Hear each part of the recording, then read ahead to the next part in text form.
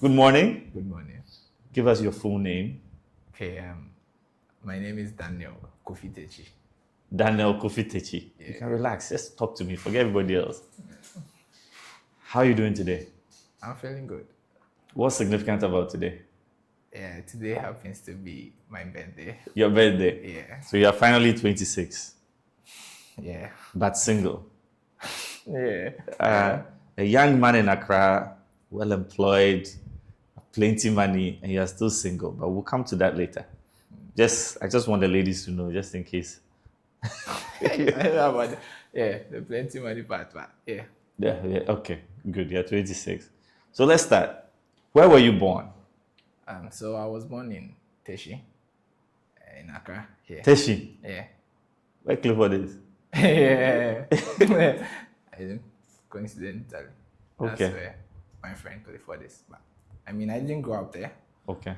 So I think around 2, my dad was transferred to Odan. Okay. Akim Odan. So that's where I grew up until like 12, 13. Okay. Then What are your memories of Akimoda? interestingly, there's a lot. I remember quite a lot. So in Odan, I grew up in a church environment.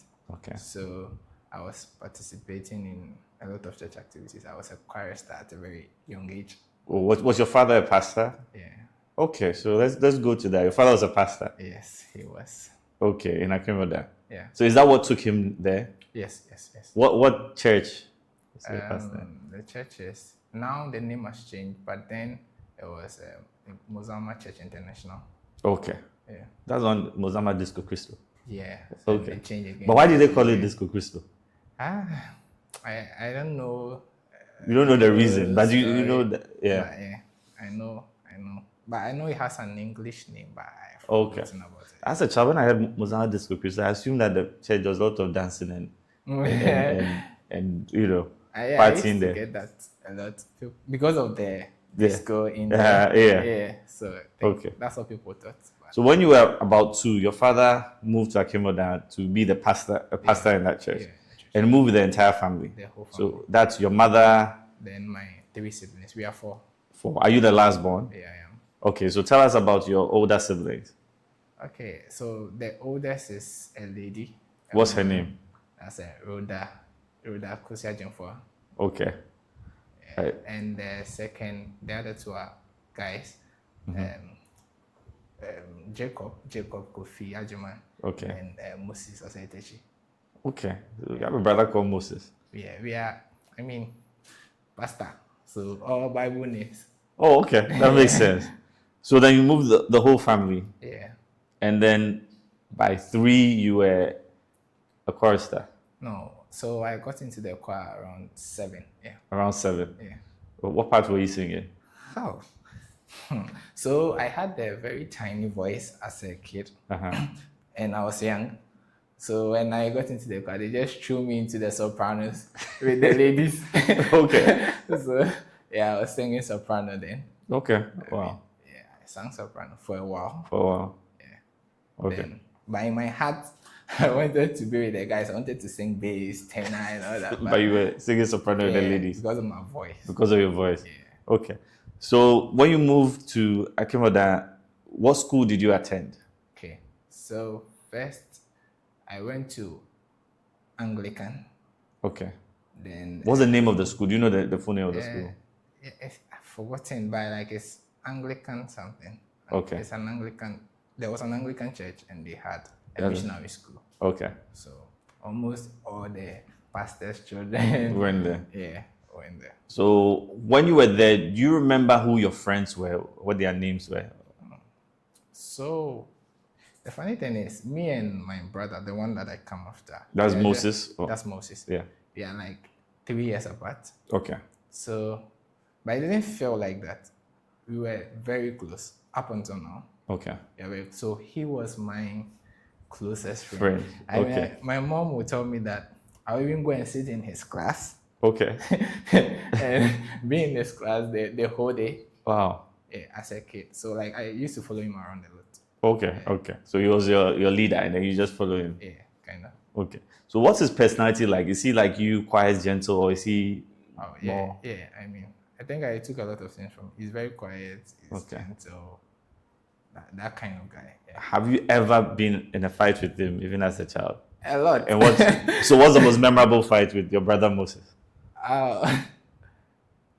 We still fight, but I mean, it's like boys. Okay. So we fought. Maybe we'll be going to school. Then I'll be dragging him behind.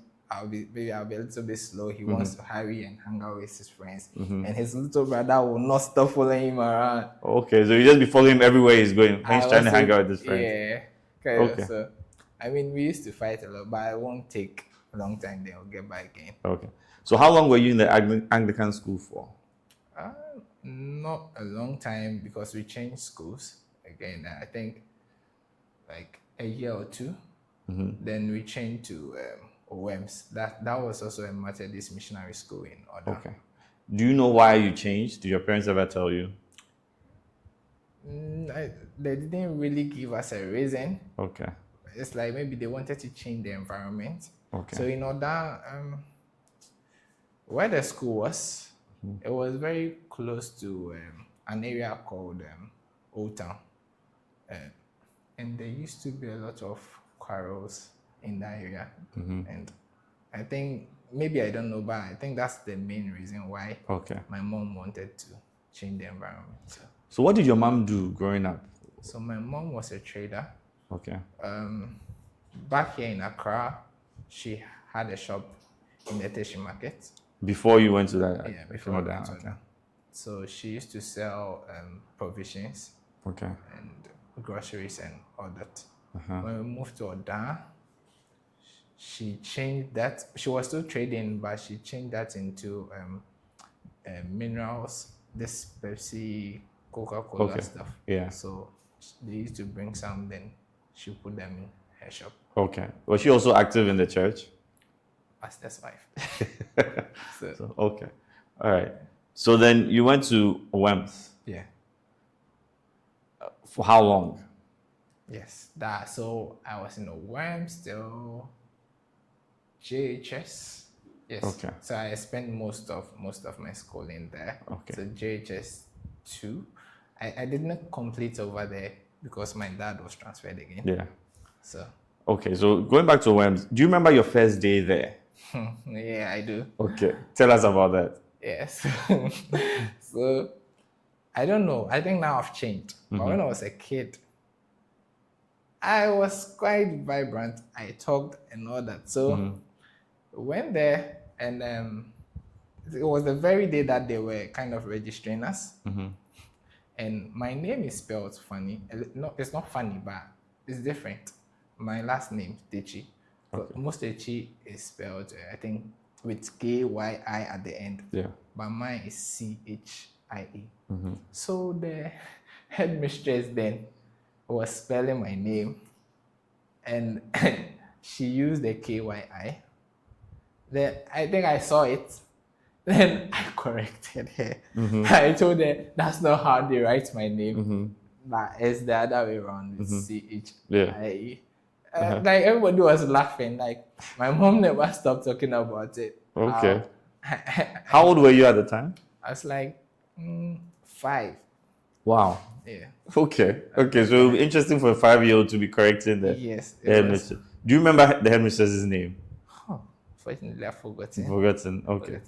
All right. But I'm sure. So was she fond of you whilst you were in the school? Yeah, very much. Very much. Like, she never stopped talking about it. Wow. Wow. Okay. So then, at least you remember going there, and so you were still following Moses around in the school. Everywhere he goes, empty. Okay. Yeah, that's interesting. So, did anything interesting happen in the school that influenced you growing up? Like something significant that happened that made you understand like how the world works? Okay, like it was quite normal, but I think there was a little bit pressure. My brother was quite good in school, like was brilliant. Okay. So there was always that kind of pressure. Like this guy's younger brother, everybody's looking at you some way. They want you to follow his steps and all that. So there was that kind of pressure from the teachers, from his friends, the friends that I got over there and all that. Aside that, yeah, everything was quite normal. Okay. Okay. So did Moses used to get prizes and A lot. yeah, and did you also get prizes? No. So how did that feel? Yeah, it was always some way. You see, like maybe you'll be coming at the end of term or something. Your brother is first. Every single time. Coming home with prizes and you nothing. Yeah, coming home with him. I'm with him. Yes. I'll either hold his prize and we go home together. But yeah, it was a little bit fun. Okay. But I used to get prizes too, but not as often. Not as often as okay. But how did your parents deal with that? Yeah. Were they understanding? Were they giving you pressure? Oh, very much. They were very understanding. Okay. At home, there was not a lot of pressure. One thing is, as a kid, I was like I said, I was quite vibrant. So, I mean, I performed one time in church. And I think at a school gathering too, I performed one time. It was kind of a spoken word. So there was that side of me that people knew me for. But my brother was not like that. He was kind of academic kind of guy. So that was my shine then. So my parents will give me fans for that. Okay. Then talk about his academics too. Okay. Great. So then you were there still following him around. I would imagine by class 5, you stopped following Moses around. Or were you still following him around? So the following around, it never stopped. The reason is, we go to school together. We come back home together. But in school, let him breathe. Oh, yeah. I mean, so I think up to like class 2, I mean, it stopped. Because I got friends too. So give us the names of some of your friends. Yeah, I think one was Edwin. Okay, Edwin what? Edwin Zetu, he was Ewe. Okay. Zetu. Edwin Zetu. Yeah. Okay. Are you still in touch with him? No. No, you have no idea where he is. Yeah. Okay. So then there was one Samuel. Yeah, I think Samuel Edu. Samuel Edu. Yeah. So what do you remember about these people that made them good friends to have at that age? Yeah, okay, so I mean we were kids. So school, we play together, we go and eat together, this kind of thing. And we used to talk about, I think we were interesting. It was interesting. I think we were all interested in movies. So we used to chat about cartoons and those kind of things. So those were some of the fun memories there. Okay. We were in the same class too. Okay. So, Wonderful. kind of makes sense. JHS2, Yeah. your dad had to relocate. Yeah. Where did he move to? So we moved to Apam, a town near Winneba. Okay. Yeah. And that meant you also had to change schools. How did you feel about that? So at first, I thought it wasn't going to change because it was very close. We were moving to, I think I wrote the end of term exam to pass to JHS3. Yeah. So I thought I wasn't going to go with them. Maybe they will allow me to finish JHS, then I'll come.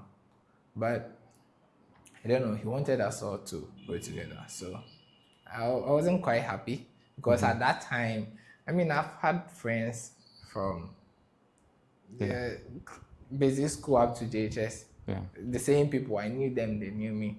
So it was quite hard to change environment again. The first one, I didn't really feel it that much because I was a kid. And your brother was there. But by JHS2, Moses wasn't in the school anymore, was he? Yeah, he He had completed. So you were on your own. You were walking to school by yourself. I was old enough. You were a big boy. Okay. Yeah. So then you moved, and what school did you go to in Apam? So there too, I came to Methodist Missionary School again. Okay. I think maybe the pastors, they kind of have that kind of network. Yeah. So when I got there, no, it's like the school is there. They are going. Okay. So So you get there. What was going through your mind the first day? Because you've come to a school where almost everyone, they know each other. Yeah. They've been together for many years. Yeah. You're the new kid. Yeah. Therefore, maybe 1 year. Do you remember the day you were going to that school for the first time, that morning? Yeah, I remember. Okay. So walk me through that morning. What was going through your mind? How you got to school? Okay. Walk us through that. So the thing is, when we came to the town fresh, my mind was, okay, like they finished writing the end of term exam. So those that will pass to the next class, they've already been selected. So is it that I'm going to be repeated? Or I was a little bit afraid. Did you ask your parents? I asked them. Then my father didn't talk a lot. So he said everything will be fine. Let's go. So, but I was afraid. So that morning, that very morning, I got up. I did everything that I was supposed to do in the morning. Then they used to call me Junior in the house because I think my eldest brother is also Kofi. Okay. And I was named after my father. So Okay. I was Junior. Junior, why are you ready? Yeah, cool. So I dressed up, followed him around with, I think, report cards, and we have this cumulative record. It's like you take it from your old school, then take it to the new one. So I took all those. He made me carry them. Actually, he said they are mine. Yeah. So we went to the school, met the headmaster. I think it was a man. His name was Itu. He's a fancy. Okay. Mr. Kwesi Itu. Okay. So we met this man. I think he knew my dad already. So they introduced themselves. I mean, I was standing somewhere in the corner. Didn't know how my fate was going to end. You know, whether I'm going to join the Form 3, JHS 3s or be repeated. I said, they were talking. It's like they didn't mind me. Me that I was coming to the school. Yeah. They were chatting. After they had finished their conversations, they called me to come and sit down. And the man asked me, am I confident? I mean, I wasn't confident. But I said, I'm fine. They said they had to test me to see whether I will qualify to go join the Form 3 because they are preparing them to go and write BEC. So they can't just accept any new kid. Yeah. I was shocked that we were even having that conversation because I thought they've already passed. Yeah. So I thought they were going to send me to JHS 2 again. Okay. So, but I'm sure you were happy that at least you were having that conversation. Yeah, at first I was shocked. Then I began to find joy. I said, okay, now I'm prepared. So they tested me. They made me write exam.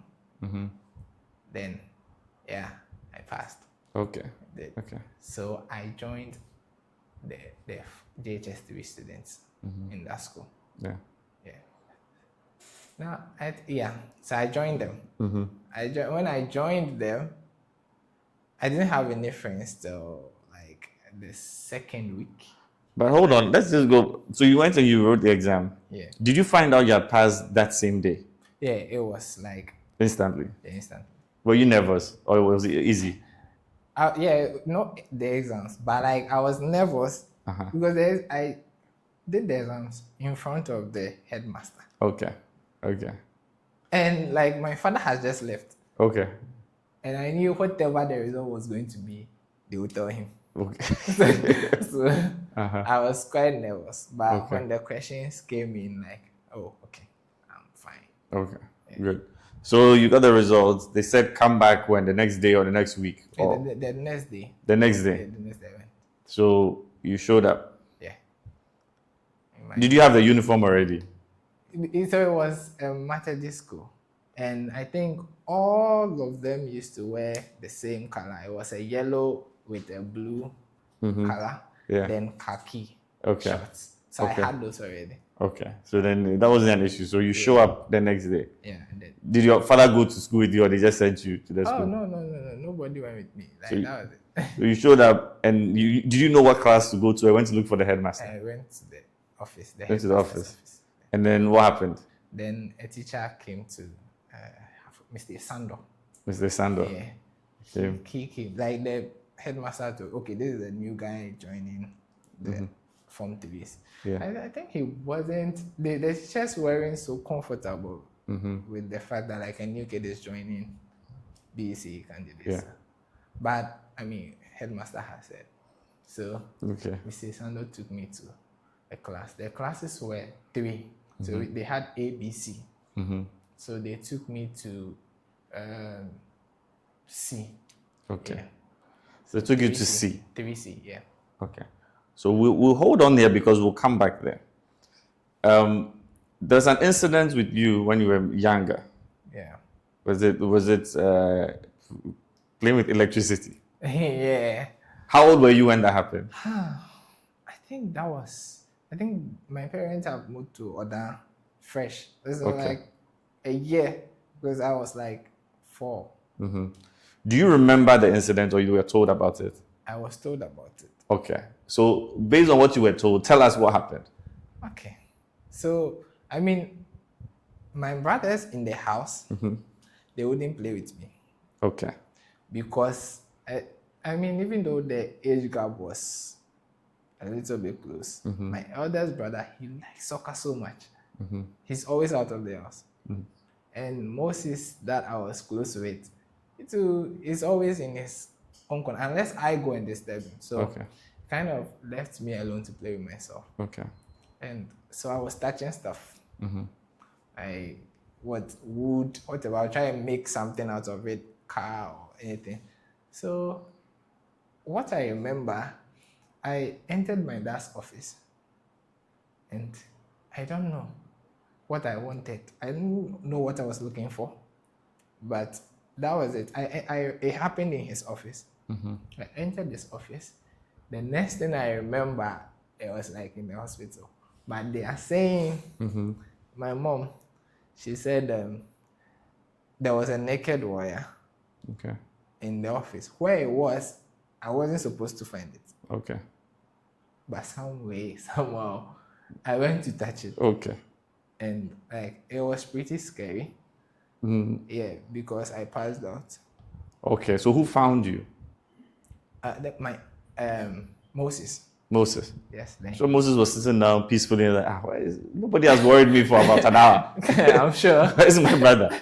Yeah. So he found you, and when he found you, you had passed out. Yeah, I passed out. Okay.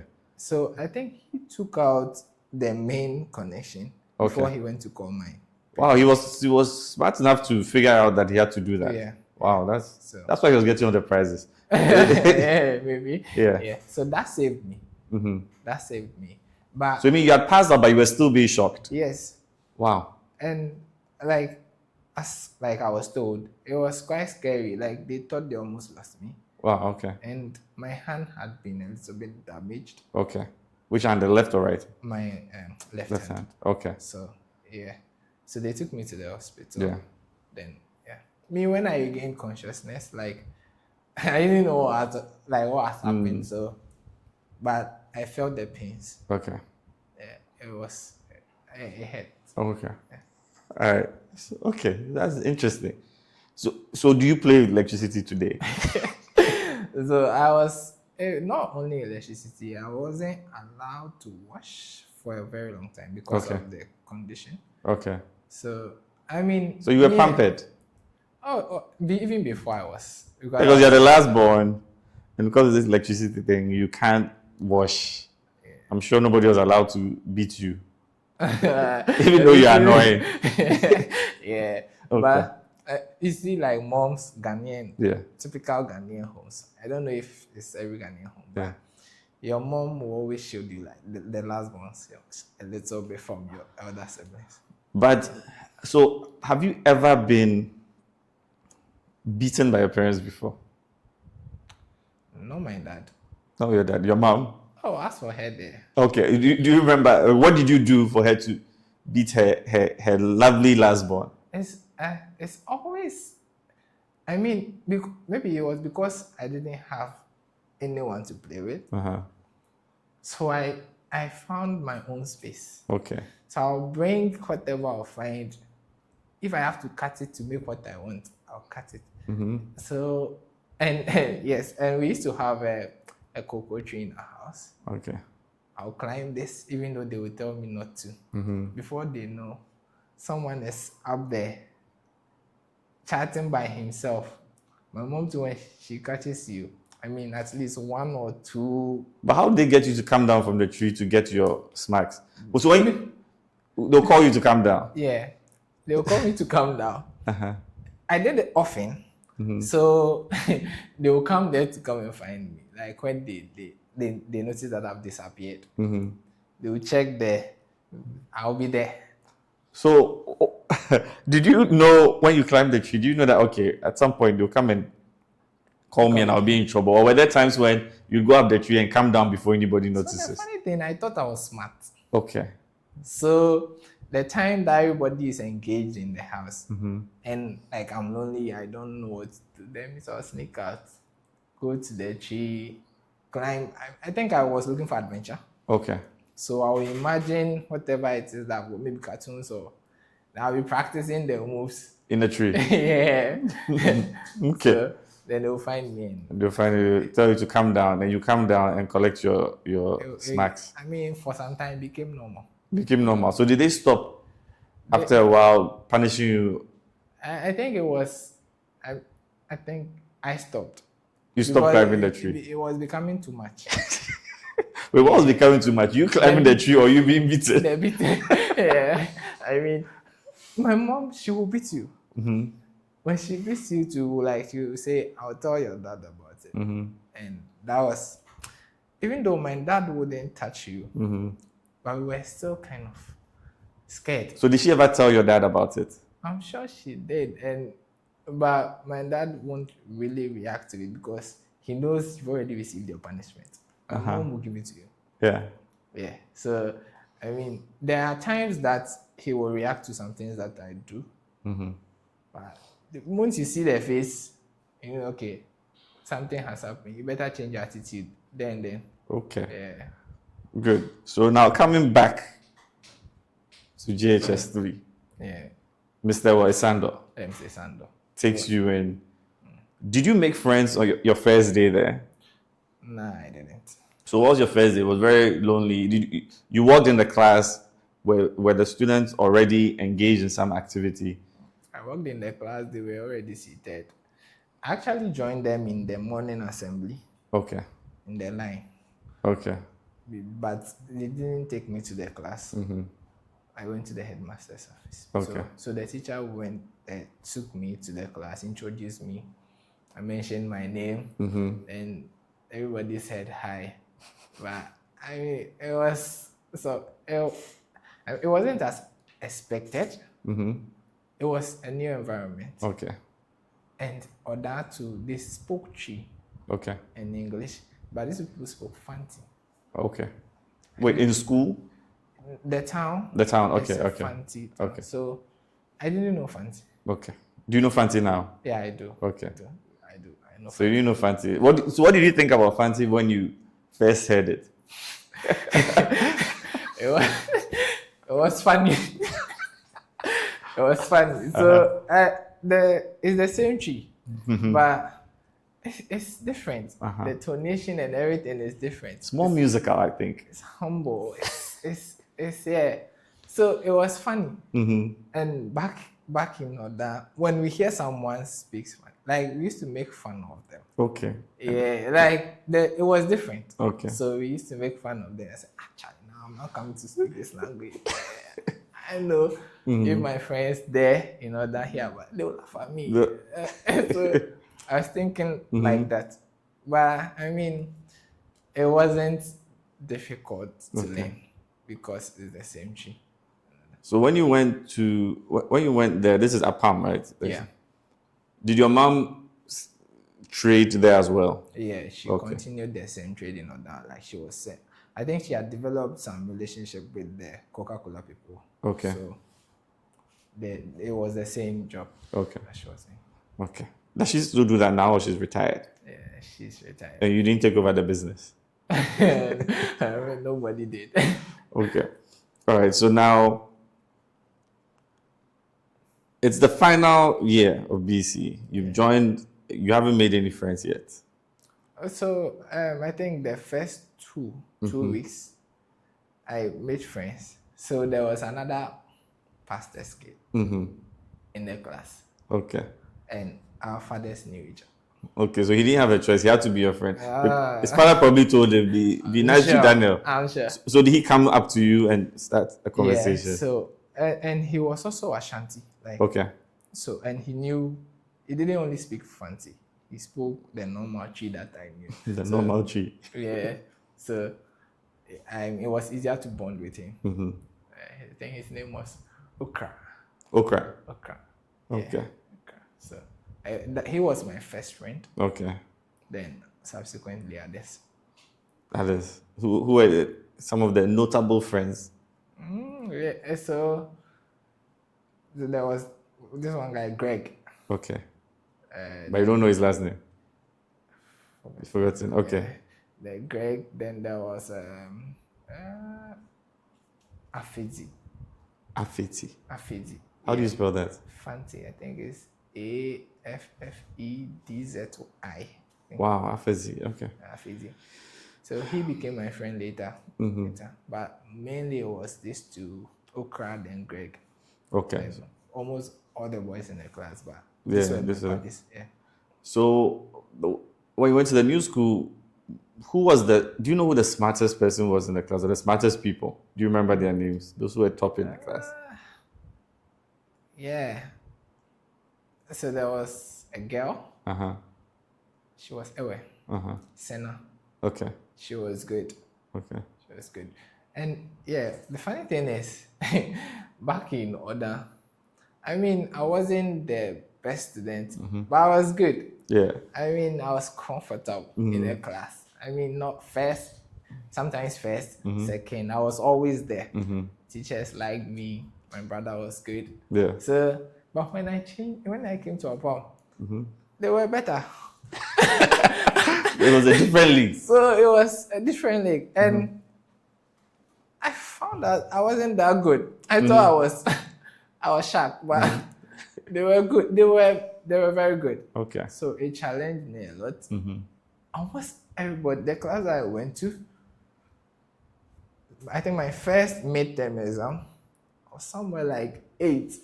I've never gotten that position in my life. But I said, what? My dad was surprised. I said, why are you not learning anymore or anything? So it challenged me to become better. So that girl, Senna, then I think Gifty. Okay. Gifty, yeah. I think those were the... Those were the... Okay. So then, preparation for BC. Yeah. Eventually, you write BC. Yeah, I did. How was the experience? Was it drama-free? It wasn't. So, I had to learn Fanti, write Fanti. You had to write Fanti BC in 1 year? Yeah. Okay. It was tough. What did you end up getting in Fanti? I think I got B. Okay. I got B. It was tough. I didn't... The languages... So in Ekuapim, that was what I was doing in order. We don't have... I think we don't have Z, the Z character. Okay. But Fanti, it's all over. Abazi. Yeah. So I was confusing the writing, like with the Fanti. It was challenging. Okay. But I had to quickly adapt, and I think that was the toughest. The change in language, it was tough. So do you remember the day you had to see your BZ results when it was out? Do you remember that day? Yeah, I do. Okay, so how did you know that the results were out? Oh, so my friends, we knew. Like, I think they announced it or something. So, yeah, I think they announced it. then you have to go and buy the scratch card, get your serial number, then you go and check. I was a little bit scared. Okay. Because my brother.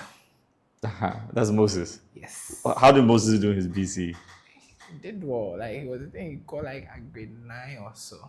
So it was like 9 subjects. So it's like 1 A. So me, I have to do better. Why do you have to do better? Yeah, I don't know. I always felt that pressure. Okay. Even though people were not putting it on me, but like I felt it. Okay. So I had to do better. So how did you do? Question for the gods. But I know. Was it better or worse than Moses? It wasn't better than it. So how did Moses feel about all this? Like, did Moses? How do you think? I don't know if you had a conversation with Moses, but did Moses think you weren't living up to expectations? He tried to help you, or was he just happy to be away from you? I think he wasn't seeing it at all. I was all in my head. It was all in your head. So he was going through his life, and then you were fighting this battle. Okay. So then you find your results, and you had to tell your parents. Yeah, I went to show it to them. And what was your father's response? He was just quiet. He was quiet, but my mom wasn't. What did she say? It wasn't bad. It wasn't bad, but she was always expecting more. So it was like, you could have done better here, you could have done better there. But I think my dad was cool because like it wasn't a disaster. So my dad was cool about it. And the schools that I chose, I got my first choice. So Okay. What school did you choose? that was SYDE school. SYDE Senior High School. So before we get there, you're speaking about your dad. He seems to be a very quiet man. Yeah. But I know quiet people sometimes have some phrases and words of wisdom that they maybe quote often. Is there a thing that your father says that has a lot of meaning, or like a quote? So he didn't used to say it, but he acted it. Okay. Like, it was always like, there are only a few times I've seen him angry. Okay. Maybe he was angry, but he never expressed it. So what made him express anger? Do you have an example? Not right now. No. Okay. No. Maybe we'll be watching football together, then it's normal. Is he a football fan? Yeah. Really? Yeah. What team does he support? He supports Ghana and Kotoko. Okay, I like that. Ghana and Kotoko. None of this EPL. No. Okay, good. The only European team, I think Juventus. Okay. Juventus. Do you know why he? The players there then I didn't know, but he liked the Ghanaian players that were playing in Italy. Okay.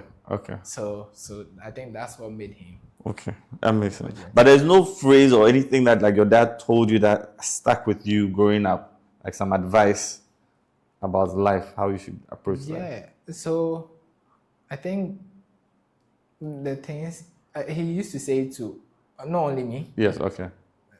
That be slow to anger. Okay. And like need to process a lot of stuff before you express your whatever it is that you're feeling. And because I saw him act like that, like live his life like that, it started with me like all this one. Okay, so he said the example, the template. Okay. So you chose SYDE school. Yeah. Why did you choose that school? I think I didn't choose. It was my sister. So me. What's her name again? Rhoda. Okay. Yeah, Rhoda Jemfua. So she was going to work there in Swedru. Okay. So it was like, okay, then I'll be closer to her. So let's choose a school there so that I'll be closer to her. And it was cool with me. So I accepted it. But in my mind, maybe I wanted to go to these big schools in Central Region. Like, Okay. Although I didn't really know them. Yeah. In Eastern Region, Oda is in Eastern Region. So in Eastern Region, like I knew the Kofi schools and the Ganas and all those people. So, but when I came to Central Region, I'm like, I came to know Boche, I came to know Adisadel. Yeah. So I wanted to go to those schools. Yes, but they said SYDE for you. They said SYDE for me. So I just accepted it like that. Okay. So your first day at SYDE school, do you remember that? Yeah, I did. Okay. Tell us about that. Same thing. My dad took me, and he left me. He left you. So I don't know this thing with him, man. He will take you to school. He will talk to those that he's supposed to talk to. With you, not so much a conversation. Okay. Before you know, he's gone. It happened when he was taking me to my DHS. And it's so true to it happens. He didn't even give you advice to say, okay, when you are here, do this, make sure you don't do this. No, nothing like that. So my first day, after we went to the administration and all that, he took me to the housemaster. After a chat with the housemaster, that was it. Some seniors came to take my trunk and chalk box. That was it. You are here. Okay. Which is school. I did not even buy or anything. Like, but did he visit you often in school? Not often, but he did Okay. visit. What about your mother? Did your mother ever visit you in school? Yeah, she did. Often? Yeah. More than my dad. More than your dad. Okay. Yeah. So, what do you call them? Dorm or house did you go to? So first school I was in house 3. Okay. That was D. Graf Johnson. Okay. House. Then my first dorm was, I think, dorm A. It was alphabetical, so I was in dorm A. That was my dorm. Was that the dorm you were in for? Would you do 3 years or 4 years? We did 3 years. For all 3 years, is that the dorm you were in? They did reshuffle. They do reshuffle. Yeah. Does that happen everywhere? I don't know, but in first school they used to. Okay. So let's go in SYDE. Yeah. Is it true? There's a bit of a reputation that SYDE, there are a lot of, I don't want to use the term, but there are a lot of young people with money. Let's put it that way in SYDE. Is that true? Yeah, that's nice. That's a nice way to put it. Young people with money. There are lots of young people with money. Were there such people in the school? Yes, there were. There were young people with money in the school. So I went to school to do visual art. Okay. And in my class, we were majority boys. There were only 3 girls in the class. Okay. Since SHS 1 to SHS 3. Okay. Only 3 girls. Okay, but about what percentage of the school is girls? They are more than the guys. There are more? Yeah, there are more girls. So what were they doing? Home econs or? Home economics, business, general arts. Oh, okay, 3 Science, girls in visual. Okay. Only 3. So it's like a girls' school with that's taking some boys. Yeah. So our department is like the boys. The boys hub. Okay. Yeah. And that's where the young boys were. Quite young people with money. Young people with money. Yeah. So how come you weren't influenced to join? Maybe it's from home. Upbringing. Yeah. So I never saw that lifestyle as something that was interesting. Like I mean, I saw the good parts, and I heard stories about the bad part too. So it was never getting my attention. Okay, but was there? And you don't have to give names, but did you ever see somebody come there and then join the guys and then live a different life in your 3 years there? Yes. Okay. I mean, even in my class, you see from change of character. Okay. I mean, when you get money, your life becomes free. So when we went to SHS 1, we were all a certain way. Yeah. But as time went on, people changed. Okay. They got new friends, maybe outside the school. And their lifestyle changed completely. So did you have anybody who was a friend who changed and then you had to separate from them? I didn't separate from them. Okay. I think there was this one guy I always knew, but we never separated. He was cool. He was a day student. I was a boarder. Okay. So he lived in the town. So automatically it's like that lifestyle is there.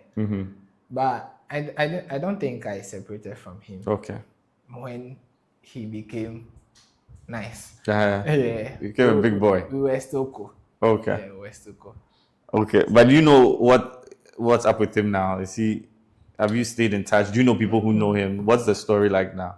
Yeah, I'm not really keeping in touch, but the last time that we spoke, I think that's years ago, but he was good. So it pays. Yeah, it was good. He's was living good. life, yeah. Okay. So visual art. Why did you pick visual arts? Rhoda. Yeah, she was a bit influential in me choosing visual Okay. art. Yeah.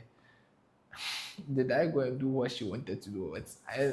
You don't know. But, But were you artistic growing up? Sketching, was. drawing, all of that? Yeah, so my dad, even though like he's doing the ministry stuff, he like hands-on stuff. He like crafts. Yeah. So I remember he would fix stuff, like he would fix a chair or he would draw, he would paint.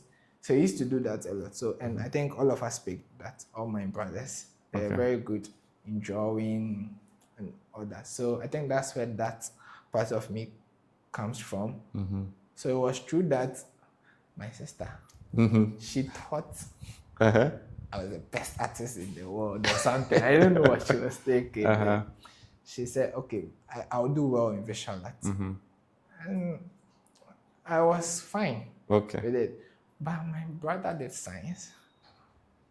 Moses? Yes. And so you wanted to do science? Yeah. Yeah, but I mean, I settled with visual art. I say like that. I settled with visual art. So I chose visual art and it was good. In school, I think it's with every school in Ghana. Visual art students are treated differently. What do you mean differently? It's like we get the last of everything. I don't know. I don't know if that's how people treat art.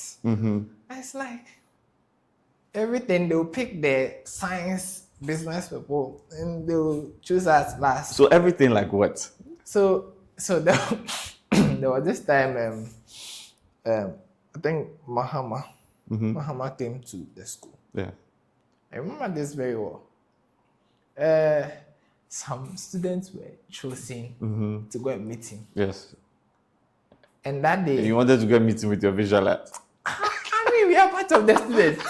Okay, so do you remember... So were you in your second or third year at that time? I think that was the second year. The second year. And it was getting to the election, 2016. It was campaign. So because they didn't select you, you sabotaged Mohammed's campaign in it. No, so I think at that time I wasn't at voting age. So I didn't have any part in that. But it was painful. They didn't pick any visual arts student? No one.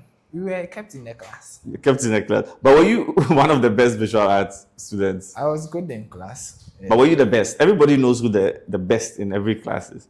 Were you the best? No, I wasn't the best. Who was the best? But there was a guy called Michael. Michael what? Afo. Michael Afo. He was good. He was good. He was better than me. And then who else? Who else? Just him. Yeah, him. Then was you are still upset about it. He was better than me. Then my friend. There's a guy that I was close with, Bruce Sampson. Bruce Sampson. He was also good. Yeah, he was. Are you in touch with Bruce? Yeah. What's he up to these days? I think he's in school.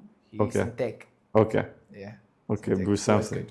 Is he still working in the artistic field or he's going to business now? No, I think he was in architecture. Architecture. Okay. Yeah. I think. Okay. Yeah, I don't really know. I think architecture. He was also good. Also good. Yeah. So they used to.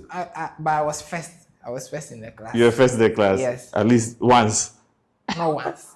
More than once. More than once. Okay. I think Michael and Bruce. Very good. Okay. So then Mahama came and they chose the important students and you were upset. We weren't happy. But so what did they go and do? The people were selected? We didn't go some, so we didn't. You don't know? So, but I think he came to talk to the students, those kind of political stuff, then advise them. It's like they are the only students, but We two were there. We were In there. the school. Don't worry. One day you'll be before a president. Yeah. Ow. Yeah, that was that story. Okay. We were kept in a class, all of us. Mm-hmm. And You're kept in the class, and so wait, what did Mahama come and do? Because I would have imagined that all the students would be out, but you were kept in the class. Yeah. So I think it was campaign. It wasn't only him. Okay. The MP then. Yeah. She also came. Okay. So I was thinking, the school had a big assembly hall. Okay. All of us will fit there. But the visual arts people did. Yeah. So when you get money, we have to go and do something for the visual arts department to make the young visual art people feel loved and included. I don't know if they are still being treated that way, but I think things have changed. We'll go and find out. If it hasn't changed, then you change it. Yeah. Okay. So then you go through, did anything dramatic and memorable happen in school? Not to you, but whilst you were there. Yeah. So in my class, I think right before we went to SHS2, we lost a colleague. Visual arts? Yeah. We lost a student in our class. Oh, wow. What happened? I think it was just vacation. He didn't come back. Wow. All we heard that he was passed away. Yeah. Oh, okay. And that was a bit traumatizing too. Mm. The class. Yeah. It stuck with us for a while, Okay. but eventually we go by it. How big was the class? How many students, I roughly? think we were 70. 70. Yeah. Wow. Yeah. And I think it's going to be abrupt because you're all together, so go on vacation, you come back, the person is just not there. Yeah. And then Just the person will never show up again. Just like that. Okay. But it's not someone that you were close to necessarily, just in the class. You've interacted with the person. Oh yeah. Okay. Yeah. A lot. Yeah. But we weren't friends. You're friends, yeah, but it was just one of your classmates. It was sad. So at that age, did that make you think about life and, or...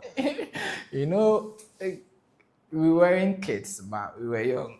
So when it happened, when we heard that he had passed, everybody was sad.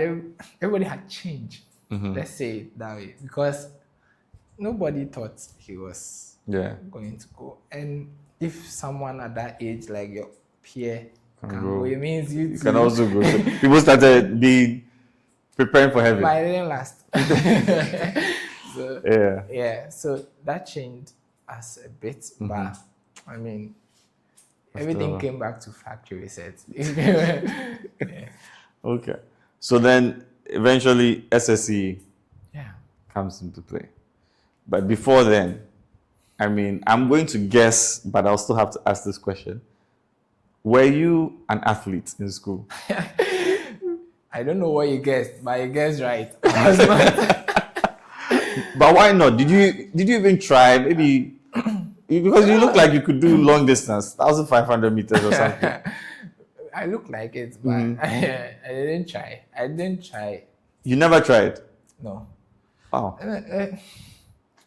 So there was a runner in my class. Okay. He was almost like the best in the whole school. Okay. Like his name is Salifu. Okay. He was very good. Okay. He did long distance, like 1,005 and all that. Looking at him, when we go to PE class, I mean, I could not fit. Like, I guess. So you just left it alone. Myself, I left it alone. I mean, that's not my calling. It means that you weren't interested. So you didn't play football either. Football wasn't really big in Suesco. Well, not even for Suesco, but like in your day-to-day, like do you play football? The normal football with friends. With friends. Four corners. There's something called four corners. I don't know if you know. There's something called four corners. Which one? With a tennis ball? No, football. I know four corners. Sometimes we used to play with a tennis ball in our school. So this one is but that's when you just put the four balls and then you try and score. And the interesting thing is like I only touch the ball once. Why? I don't know. But the that's rules. the rule. Okay. So what, you were good at that? So we were just playing that. But I didn't really play. So your experience of football is four corners? Four corners, then some small. I didn't really do a lot of sports. Okay. Yeah. All right. So then we can just exclude that and go straight to SSE. Yeah. So it's leading up to that time. Again, what was the next step in your mind? So in my mind, so in JHS, there was this teacher. He used to teach BDT, I think pre-tech. You know that his name is Mr. Inchuba. Okay. I was good in technical drawing, and he used to say, "This you grow out to become an architect." So in my mind, I was thinking, I'll become an architect. It stuck with me for I think since JHS till high school. I wanted to become an architect. Okay. So after SS, I was going to go to school and become an architect. Yeah, study architecture. Okay, but then SSE comes. SSE comes. How did you do? It wasn't bad. Okay. But it wasn't better than Moses on so. It's always Moses is always a reference. Yeah, so. But it wasn't bad enough for you to do NOVDEC. No. So I didn't write. You didn't. So then, results come in. What did you do next? So when I was in school, I thought life was a bit comfortable in the house. So I thought after high school, I'm going to University. go to uni Straight away. Yeah. But it wasn't like that. So after high school, I got to find out that, okay, I need to stay in the house a little bit. I didn't know when I was going to go to school. So I think I finished school 2017, high school, 2017. Then 2018 came out. I wasn't still going to school. I asked my dad, he said, I should be patient. Then I decided to get a job. Okay. So your dad didn't tell you that, I don't have money right now. Your dad never explained anything to you? No, he didn't talk about the money part. Okay. But it was like, so Moses had not gone to school yet. Okay, Moses hadn't gone to school yet. Yeah. And he graduated how many years before you? I think he did 2014 or 2015. So, okay, so a year before you. Yeah. But he hadn't gone to school yet. 2 years. Okay. So he was 2014. You were 16. I was 2017. 2017. Okay, so 3. I think he was 2015. 2015. Okay, so 2 years. So he hadn't gone to school yet. He had been home for about 2 years. Yeah. What was he doing at home that time? So he was working. Okay. Where? Yeah. I think. I've forgotten this company, but it was like, it's not like corporate. Okay. But it was kind of formal. Okay. So that was what he was doing then. And he's an instrumentalist. Okay. He plays trumpet. Okay. So, how did he learn how to play? So my dad, we are in Mission House. So the church then organized for the children in the church to learn how to play instruments, everything. So what instruments do you play? Me? Yes. Play bass guitar. Play bass guitar. Yeah. Okay. But that one, I didn't learn it when I was a kid. So the trumpet that my brother plays, all of us were supposed to learn how to play trumpet. But me, I don't know, for some funny reason, I couldn't blow that thing. It required strength in the lungs, and you didn't have enough lung power. Yeah. I don't know. So what happened? Like when you tried to blow, what was going on? So they weren't getting the sound that was coming for. So no, but then the point is, but as a child, so Moses gets it, he blows. He's able to play it. And then they give it to you. And then you try it. And then the other adults in the room. How did you feel? Did you feel like you were failing? Did you feel like the trumpets didn't like you? Did you take it personally? I took it personal. So the funny thing is, we were a lot of kids, and there were even some adults. They were playing. There was even a girl. Even a girl. That's what you're saying. Sorry, I won't say. Yes, you better apologize. Yeah, I'm sorry. You get cancelled. I'm sorry. So there was a girl. She was able to play the. There's trombone. Yes. She was even able to play the trombone. Yes. And you. I wouldn't play the trumpet, no matter how hard I tried. So how? Because I can understand that, but I want to know how you felt, because you go and then you have to learn. I don't know if you walk there with Moses Yeah. And then he blow, everybody blows, the lady blows, and you're walking back home, and the Moses is thinking to himself, this Daniel, you don't have enough. I don't know what he was thinking, But what were you thinking? I was feeling bad. Did you ever cry that you couldn't play? Did you pray to God to help you play? I cried. I prayed to God, but it just wasn't coming. So the church and the mission house wasn't far. Mm-hmm. So I go there first. You go there before everyone and try and blow. Try. Even the instruments were kept in the mission house. Mm-hmm. So I thought I had everything. Mm-hmm. Moses will play this thing nice. Like I don't know, for some funny reason I couldn't do it. So I stopped. I didn't go to the class again. I gave up. You gave up? Yeah. Okay. So I was singing. But by then were you still singing still soprano in the choir. Soprano, or you had graduated? No, I never got to graduate. You were still in soprano. Yeah, I was still in soprano. So you were a young soprano singer who couldn't blow the trombone. But I was good. You're good at singing soprano. Can you give us a little insight into? Oh yeah, so we went to competition. No, sing for us. Oh, and now there, my voice has changed, so you know. Okay. All right. Yeah. Okay, but coming back to when Moses has been in the house for about 2 years. For about 2 years. Maybe now 3 years, because you had been home for about a year. Yeah. So Moses was still home. Yeah. Okay, and you spoke to your dad, but you're observing that Moses hasn't gone yet. Moses has to go before you go. Yeah. His SSE results were they better than yours? They were better than Okay, they were better than yours. He hasn't gone to school yet. So you know at least he has to go before you go. Yeah. So I kind of I accepted it. Okay. I knew, okay, he has to go before me. So I better find something to do and not waste my time. So who told you have to find something to do? Did you say it yourself? Did you want to have money, or did Rhoda come and advise you? Oh no. So Moses was working and I couldn't stay in the house. I also had to do something. Okay. So it's like I encouraged myself sort of. So I found there's this man, his name is Mr. Mankwa. He was a teacher. And he had mobile money kind of thing, and he used to sell credits like airtime and so I don't know, it was through a friend. He's called Oliver. Oliver what? Yeah, Oliver Hope Riding.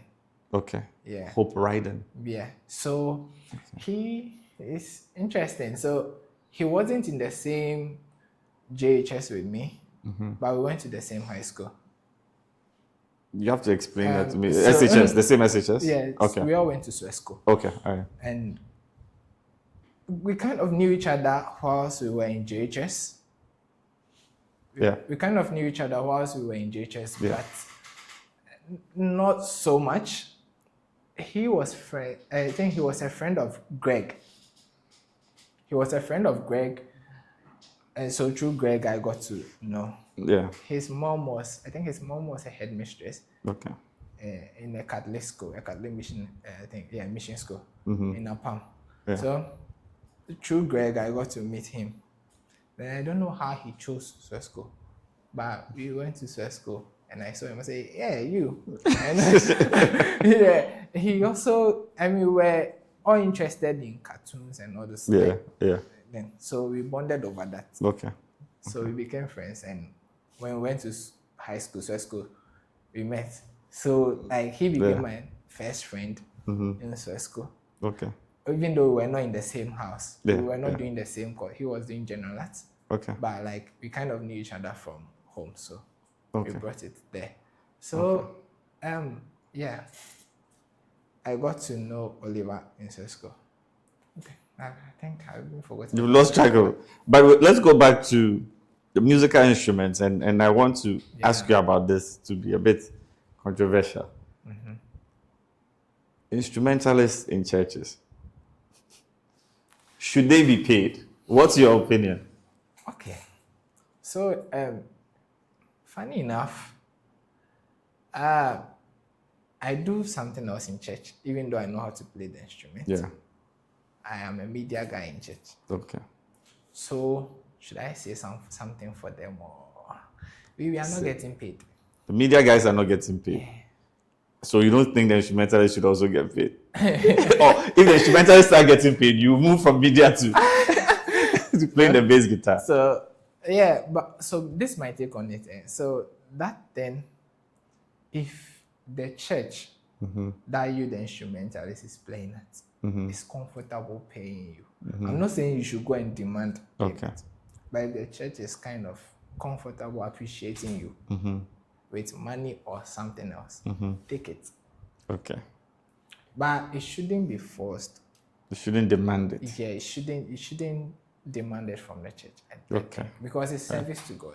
Okay, so you want instrumentalists to focus on the fact that it's service to God. Yes. And blessings come from God. Yes, please. Not from the pocket of the pastor. All right, or the treasure in the church. Yeah. Okay. So, Okay. So that's my take. That's your take on it. I think it's a fair take. Yeah. But I don't agree with I won't say pastors, but the people that say they shouldn't be paid at all. So I think it comes down to how, because sometimes I think people are trying to say the same thing, but the way they say it comes across wrong. So when I've heard people say they shouldn't be paid at all, I think it's coming from people who have sacrificed a lot for the work of God, right? Okay. So when you see a pastor starting out, it's a lot of sacrifice. Yeah, I know. It's not even about them being paid. So that's that's part of the mission work for them, right? So I think they expect everyone else who helps in the church to be doing that mission. So if it's through instruments, if it's through being an usher, if it's through whatever it is, they expect you to do it. And so they get offended when people say it, and so then their response is, no, you shouldn't be paid. Because the idea is also that if we decide that you shouldn't be paid and you will never be paid doing it, then we will only get to those who want to do it for God. But if you say that, yes, they should be paid, you have some people in there who are just coming for the money. So anyway, I leave it at that. I can't play any instrument, so I don't care. Yeah, but I mean, it's like you're saying the same thing. Yeah. But no matter what you've sacrificed, okay, Yes. learning how to play instrument it requires a lot. Yeah, that's why you learned it in the church. Well, you couldn't learn it because you were wasting their time, but they did that for you. But I don't want us to belabor that point because I want to talk about, so you were home, you had to look for work to do. Then there was this man, what was the name of the Mr. Mankwa. Mr. Mankwa? Yeah. So what happened Yes. there? Yes. So it was through Oliver that I got to know Mr. Mankwa. Mr. Mankwa was teaching in the same school that Oliver went to. Okay. So I got to know him. And his shop, I don't know if I can call it a shop, Yeah. very small kiosk. Yeah. It was very close to our house. And I think he was looking, so he was in the area, like he was looking for someone to, like a shop. Manage the shop, yeah, okay. I wasn't doing anything, so I said, okay. So that was your first job with Mr. Mankwa? Yeah. How much was he paying you? Ha! If I tell you, it'll be short. Like 60 cedis. 60 cities for the month. Yeah, for the month. But you used to walk there. There was I no used to walk transportation there, cost. It was close to your house. It was, no, but yeah, it was close. Close enough that you would walk there. It was a walking Then you distance. walk back. So there's no cost there. And then 60 cities is, you were working maybe like 20, 30 days. How many days in a month? Yeah, I wasn't going on Sunday. It was only Sundays that I wasn't going. So that's like 24 days. So that's almost 2 cities a day. Yeah. But Okay. I mean, I think I couldn't complain because it was It was like better my than nothing. first. Yeah. So what were you doing with the money? Were you saving the money? Were you buying your lunch? Maybe at that time your mother knows, okay, Daniel will take care of his own lunch. Yeah, so even though like I got some sort of a job, my parents, it was the same thing. They were providing in the house. So I got to keep the money for myself. Okay. So like I'll buy stuff. So I'll give it to my mom Yeah. to buy something for me or something. It was all for me. Like It was all for you. yeah. Okay, that's nice. I didn't have any. responsibility. So I'm curious, why didn't you learn anything about business? Because when you have a mother who is trading, why didn't you go and work with your mother? Because she won't pay you. Whether you worked for her officially or not, you are working for her. Okay. So did you learn anything about business? Yeah. What did you learn?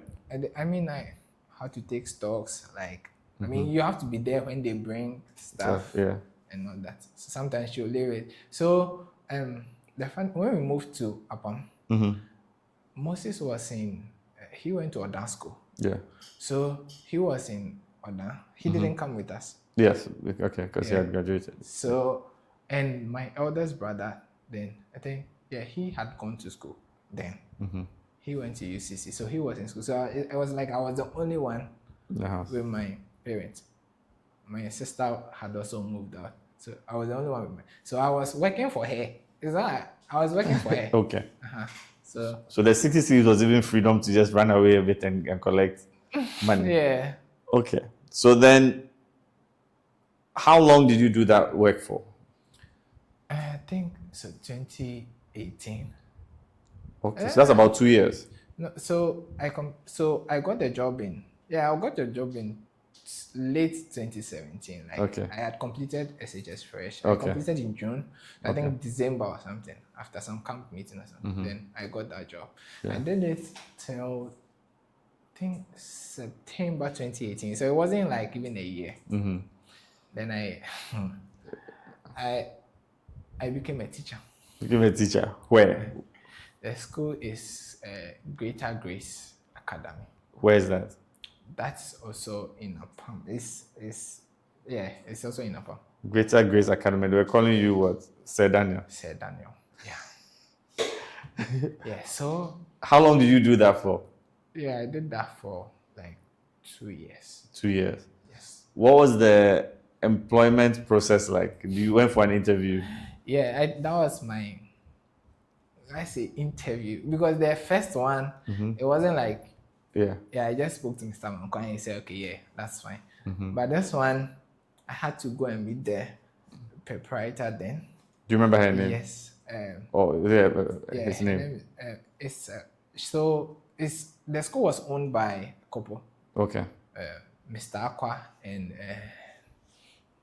we used to call him Madame Ino, I think Innocentia. Okay. Yeah. So I go to this place. That was my first time I was writing, like putting together. I didn't have CV. I didn't have anything. But I wrote some application then. I submitted it, and they said they will call me back. Yeah. That was my first time I did that. Then they called me for an interview. Then I went there. Mr. Aqua was there. Madame Ino too was there. They asked about me, like my parents, what I did in high school. Yeah. Because it was kind of like people teaching thing. I wasn't really trained for. Yeah. So they asked about what I did in high school and that. And interestingly, I got to find out that a guy that I had gone to school in Swesko with is the nephew of the owner of the school. Oh, okay. I didn't know this. Yeah. I didn't know this. Nelson. So, I got to see Nelson in the school. I said, what are you doing here? you don't even live in the town. I thought he was ever too. Yes. Yeah. So, it was surprising. They asked about, I was a bit nervous. They asked about what I did in high school. I did visual arts. What can I teach with visual arts? And they said, okay, they've heard me. They will call me. So I came home. Didn't know how it was going to end. At that time, I had already told Mr. Mankwa that I want to go and try teaching. He was also a teacher, so he understood. Understood. Okay. So he had to find a replacement. So what did you learn about yourself as a teacher or about life? Yeah, I learned quite a lot. I think it was my first formal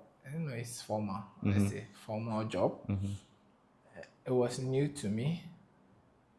Now, so all my life, I had been the younger one. I was always looking up to people, either my brothers or church folks.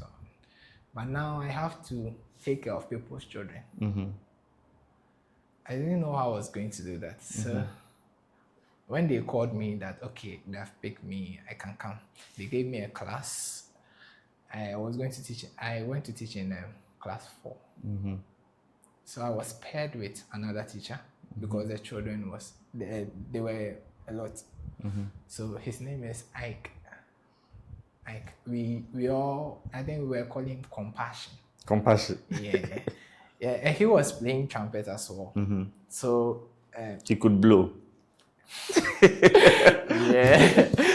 So can you play a trumpet or a trombone now? Have you tried? Oh yeah, now. So in the house, because Moses had his own trumpet. Yeah. Secretly we'll kind of sneak somewhere, then I'll try. Yeah. So I can play a little bit now. So the first time you blew and you heard a sound.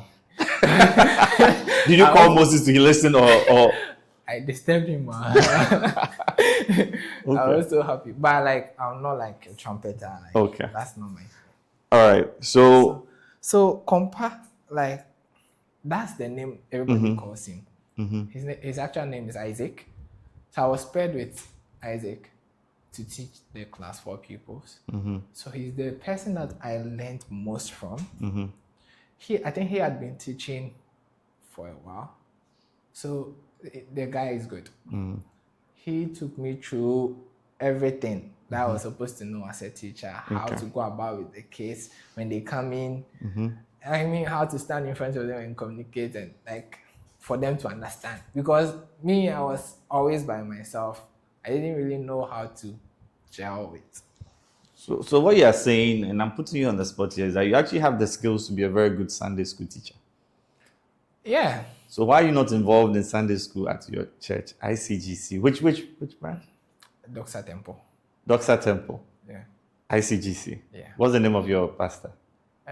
Reverend Fred Braco. Okay. Are you involved in a Sunday school? No. Why not? With all the skill that you have. So I wanted to. So this is from me. I wanted to be in the media. Okay. Maybe first I wanted to play instruments, but there was someone there who was good. He's good. he's good. What's his name? Eli. Eli is very good. Yeah, Eli is very good. He played the bass there. The squad there is solid. Solid, okay. So I saw that now. This one there, I can't I can't go in. So what is the second thing? Media. Okay. So I met this guy. The first day I went to the church, so in our church we have this kind of thing. If you come there, your first day, they will announce if today is your first day in church, stand up and let's welcome you and all that. So they did that to me, and I stood up. How did you end up going to ICGC, Dr. Temple? So 2020. Okay. When the announcement came that like COVID-19, so we are not going to school, I had to think about my life. So wait, because before we come to that, I just want us to cover between 2018. 2018 was when you were working at the school. Yeah, to 2020. To 2020. Yeah. But the school was where in Apam. Yeah. So so like I worked in the school up to 2020. Then there was lockdown. Okay. So I have to find something else to do.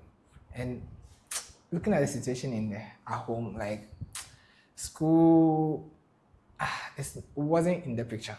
Okay. So my mom was kind of, she wanted us, all her sons, she wanted us to go to either military or like customs or anything. So she wanted you to be in the military. Does she know that you don't know how to run or? She didn't care. So like she was pushing for that. So there was this man. Kofi, who was in Odoko. So my mom wanted us to do that kind of thing, fire service or anything. So my mom knew that man, and they kind of talked about it. So the man was like, he knows a fire service personnel like in a higher position, so he'll kind of link me to him. Yeah. So 2020, like lockdown, I don't know what to do. So when they started letting people could go out now and all that, I decided to come to. At that time, my sister was already here. Rhoda. Yeah, Rhoda. Okay. Rhoda was here. Moses was also here. Okay. So I decided to come back to Accra. Okay. But I wasn't coming to them. Okay. I was going to go to Odoko. Okay. Go to the Kofi. He was a mechanic. Okay. Kofi was a mechanic. I thought he was the one who had links to the. Yeah. It's a mechanic. Yeah. But does he work with the? So he knew the man. So Kofi is a mechanic who knows a guy Yeah. who can help you become a soldier. And yeah, that very long. Okay. So the man was a fire service personnel. Okay, a fire service. So, Yeah. so I was going to go to Kofi. Then he will introduce me to the man, and I mean, I don't know how we were going to do it. He's going to help me. So but imagine there's a fire and my house is burning, and then Daniel comes with the tank and says there's no water. So the thing is, even though like I didn't really play sport, yeah, I was okay, you know. Okay, I won't argue. Yeah, I was okay. Like I wasn't like, I was okay. So that's what brought you to Odoko. Yeah. Yes, and then what happened? So it wasn't as I was expecting. I came to Odoko. I thought maybe I was going first day, second day. Kofi would take me to the man, and I'll go back. Then maybe I'll apply, and then so basically. So I came to Odoko. Then I went to the shop that he was working at. Oh, Kofi, I'm Kofi. He called me Kofi, Kofi Junior. So, hey, Kofi Waba. Yeah, then he introduced me to everybody in the shop. Oh, this is my nephew. Like, I was, when are we going to the man? Like, so I came to the shop. Then that day, I got to find out that I'm supposed to work with him. You should become a mechanic. Yeah. So that's what he's expecting. So I'm supposed to work with him for a while, because it's not like automatic. It's not like the day you come, he's taking you to the man, everything is going to happen. So when I found that, he said, okay, so Kofi, like, had a very sharp, like. So I said, why is this man talking to me? Like, I'm supposed to come and become apprentice. Like. So did you call your mother? And so yeah, I called my mom, but I felt like, oh, I'm a big boy, I can handle this. Okay. So I didn't really tell him the things that were things that were happening. So I spoke to Kofi and said, oh, please, when are we going to? The man, he said, the man there is always busy, so like you have to be patient. Like, I said, hey, okay. So when he didn't give me a day, I got to Odoko in the afternoon. Yeah. So I thought in the evening I'll go with him to his house. Evening came, everybody is going home. Then Kofi came. Charlie, it is here no. You have to be with the guys. Like, I said, hey, what's happening? Like, I mean, he's good. I like that man has really taught me a lot. But that day, I was like, what's happening? Like, I have to be with what guys? I don't know anybody. So like, I don't want to believe, but I don't want to make this thing long, but I had to sleep in the shop that day. Okay. Right? The next day, so I became a mechanic. Okay. How long? How many Oh, weeks God. or months were you a mechanic for? So I was a mechanic for close to 6 months or more, I think. Okay, at least. Yeah. So, Yeah, at least 6 months. okay, we have time. So take us through the first night when you thought you were going to go home with Brad Kofi. So the funny thing is, I mean, when he was leaving, it was around like 6:30. Yeah. Then, so after work, they go and wash down, change into the clothes that they came in. Because when they come in the morning, they change into the fitting. Yeah. So this man had gone to wash down, change and everything. Then he came, Kofi bra. Then he gave me 20 cedis. I was wondering, what's the money for? Like, we are going home. I'm eating what you're eating. What's the money for? Then he's like, so you have to be with the guy. So there was a guy called Yao. He called Yao, come. So you go with Yao, you sleep at where he slept. I said, hey, why? Because I'm not coming to. Did you ask him why? Or you were quiet, internalizing I was internalizing it. Like, why? But I took the 20 cedis. then Yao came, then Yao said, okay. Yao, he didn't even have a place to sleep. Like, he was perching somewhere. So I don't know if the man didn't know that Yao was perching or what. Yao, he also didn't tell Brakofi that like he doesn't have his own place or anything. So okay, he said, okay, I'll go with him. I took my bag. I didn't even have anything. I think I have like 2 shirts, then 1 short, then the trousers that I was wearing. That was it. Yeah. I wasn't even wearing sneaker or anything. It was slippers, back slippers. I said, hey, all this for what? Like, I was thinking for myself. So I thought maybe he'll go home that day, go and prepare a place for me or something. Then maybe the next day I'll go home with him.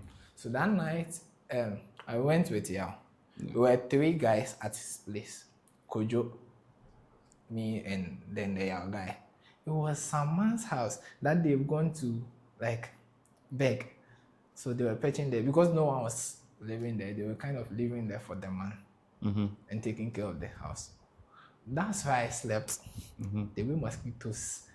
That day, I still remember. Because I didn't have anything to sleep on. So I think I slept beside Yao. Yeah, I slept beside Yao.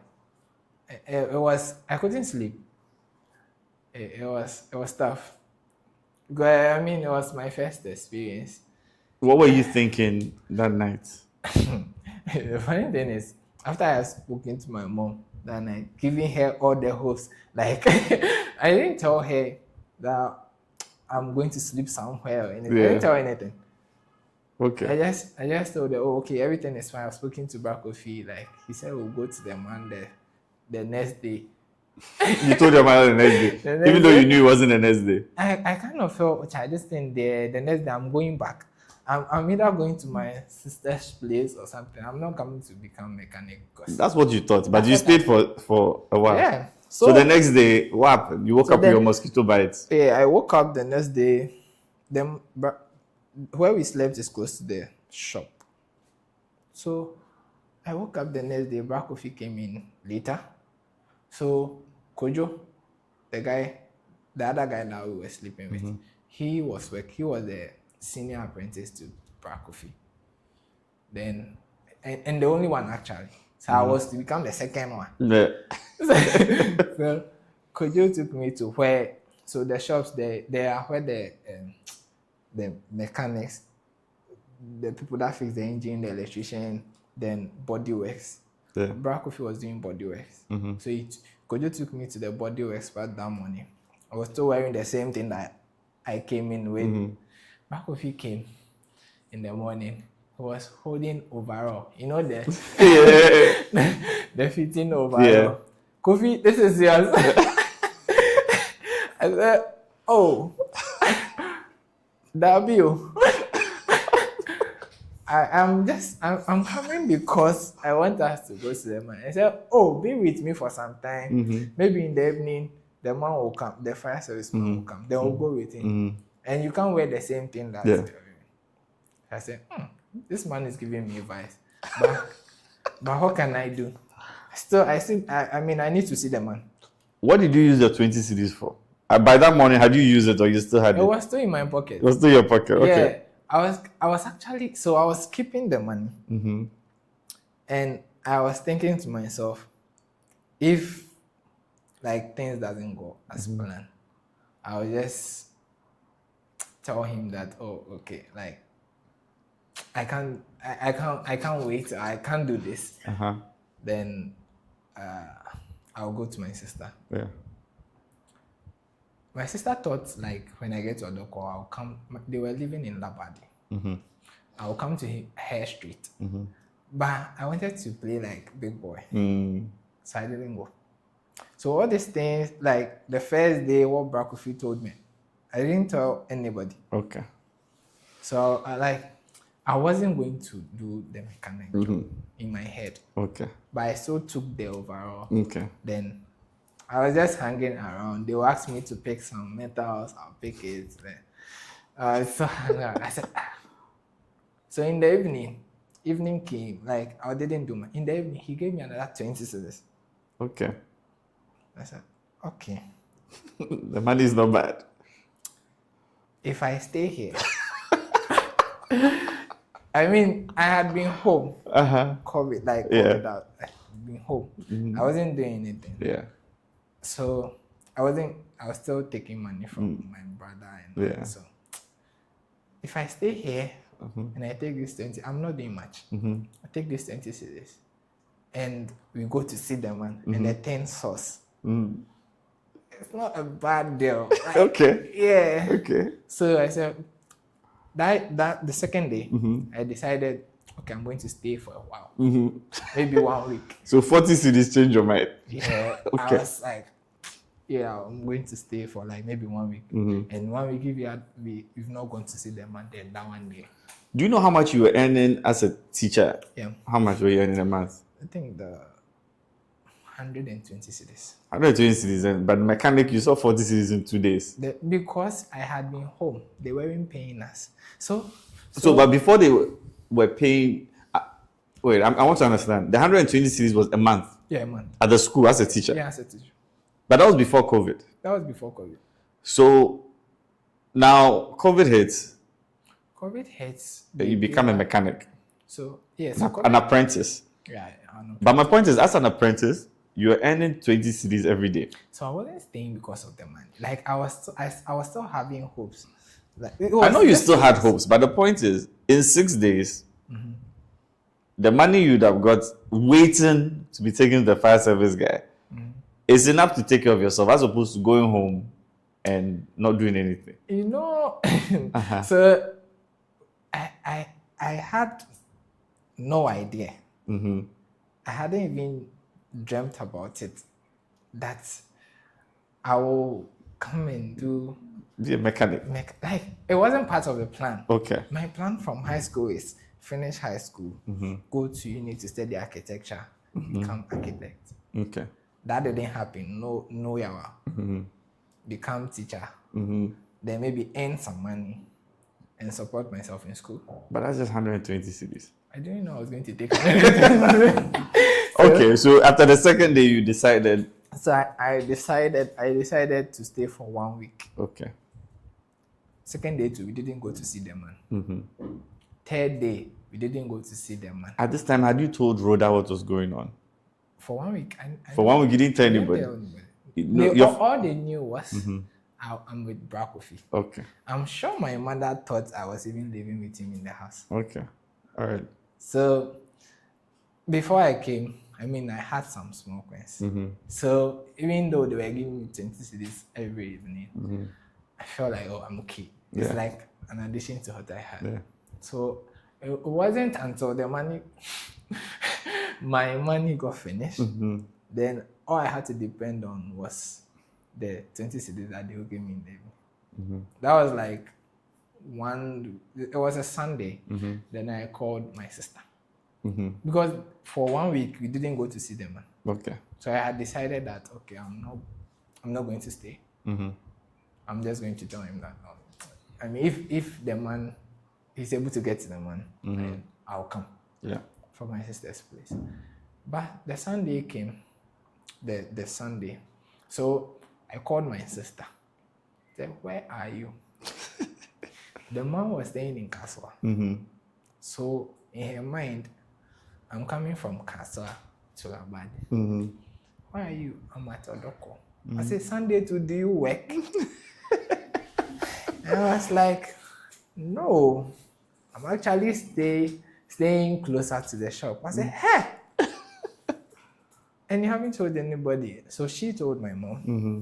It was somewhere. My mom called the man. Why is my son? So I went to her. I explained myself that for 1 week, nothing. I've not seen anything. So she said, okay, then I should stay with her. When the man is ready to go with me to the fire service man, then we go. So I stayed. That Sunday I went to her, I think around in the morning. She had closed from church, so I went to her. Moses came over. So your sister, was she the one going to the ICGC? Yeah. Okay. But okay, before we get there, so this was after a week. Yeah, after a week. So you started staying with your sister. Yeah. But you were still going to the mechanic shop to work. So yeah. So Okay. I was the next day I didn't go. I called back Kofi and gave him. Although my mom had already spoken to him, I still gave him for my dad. Like I have to do something for my sister, so I can't come today. They said, "Oh no problem." Second Tuesday, I think so. Wednesday, I was in the house alone. I don't like. I like to be by myself, but if I'm not doing anything, not learning anything, I don't like it. I don't. Even though I was living with my sister, I don't want to depend on her like that. So the third day, when she's going to work, she has to give me money. I didn't like that. So I said, okay, if I won't take her money, I'm going to take the 20 cedis. And so in the mechanic, I wasn't really doing much because the man, even though I was his apprentice, I didn't come there. I didn't go there for that. Yeah. So he wasn't really forcing me like the other apprentice. So another apprentice came, but he came to learn engine stuff. Yeah. He was also called Kofi. So we were kind of the new guys. Yeah. There. So they would send us. And he was my age. So we kind of vibe. So they will send us to go and buy stuff. And when he's learning and all that, I'll be sitting somewhere on some bonnet, and I mean, I didn't come here for this. Like, I just came for my 20 cedis and everything. So you're basically a lazy apprentice. Because I didn't see myself as an apprentice. I'm just if somebody came to the shop and was just looking around, we'd be like, that's a lazy apprentice that's just lying down there waiting for his 20 cedis. I was just sitting myself. Yeah, I was just sitting myself. But with time, I just decided to learn something. Yeah. There. Okay. Because eventually we went to the man, the fire service man. Yeah. But what he said, I couldn't. There's nothing was going to come from that. Okay. So I just decided to take my 20 cedis like that and learn something in the shop. Okay, so I'm just trying to figure out. So eventually you went to a man. Yeah. And they said that man was a fire service man. Oh, he was. He was a fire service man. Do you know him? Yeah, I know him. Oh, okay. I know him. He was. So I thought in my mind, okay, this man will just connect me somewhere. Like I'll buy the thing and he will hold my hand or something and take me through the process. I won't have to wait around. But it wasn't like that. It's not like we have to pay something and all that. So when I heard about the payment thing and all those things, I wasn't going to take money from my parents. I wanted to figure things out myself. I said, I don't want to become a fire service. Yeah. It's my mom's thing. Yeah. So I said, okay. At that time, I didn't have a clear vision or a path as to what I want to become. Although I knew I did art in high school, I like graphics stuff, but I didn't really know. I liked animation then. I wanted to study animation, but I didn't know how to. I didn't even have the means to. So I decided to stay in the shop, gather some money, then I'll buy myself a laptop. Then I'll use it to learn. That was my only plan. So I'll stay in the shop Monday to Friday. Lying on the bonnet, doing nothing. Oh, eventually I got to do something. Eventually you became serious. Because I had to earn something. So I'll stay in the shop Monday to Saturday, then Saturday evening I'll go to my sister's place. So you were sleeping there, but now you are used to it. You knew what to expect. Yeah, because I have decided to stay there. Yeah. So we were kicked out from where we were staying. So what happened? So the owner of the place, I think someone came to rent the place. So we had to move. Then I told Kofi about it.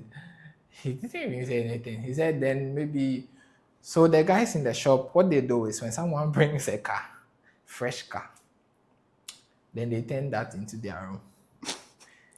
And like, especially if your car is nice and your fault is something that they can delay you for, forget. That's the car. That's where they are sleeping. You are giving up the secrets. Your car will have to stay in the shop for a while. You understand? So that was the next thing for me. I have to find a guy and sleeping. So I got a car. How did you get this car? So it was a Passat. VW Passat. This Rasta man. I don't know what he did, but his car is always coming back to the shop. So the car came to it was ash. I remember the car came to the shop one day. I don't know if it was an engine problem and we had to replace the engine. So they weren't finding it. They weren't finding what? The engine. Oh, okay.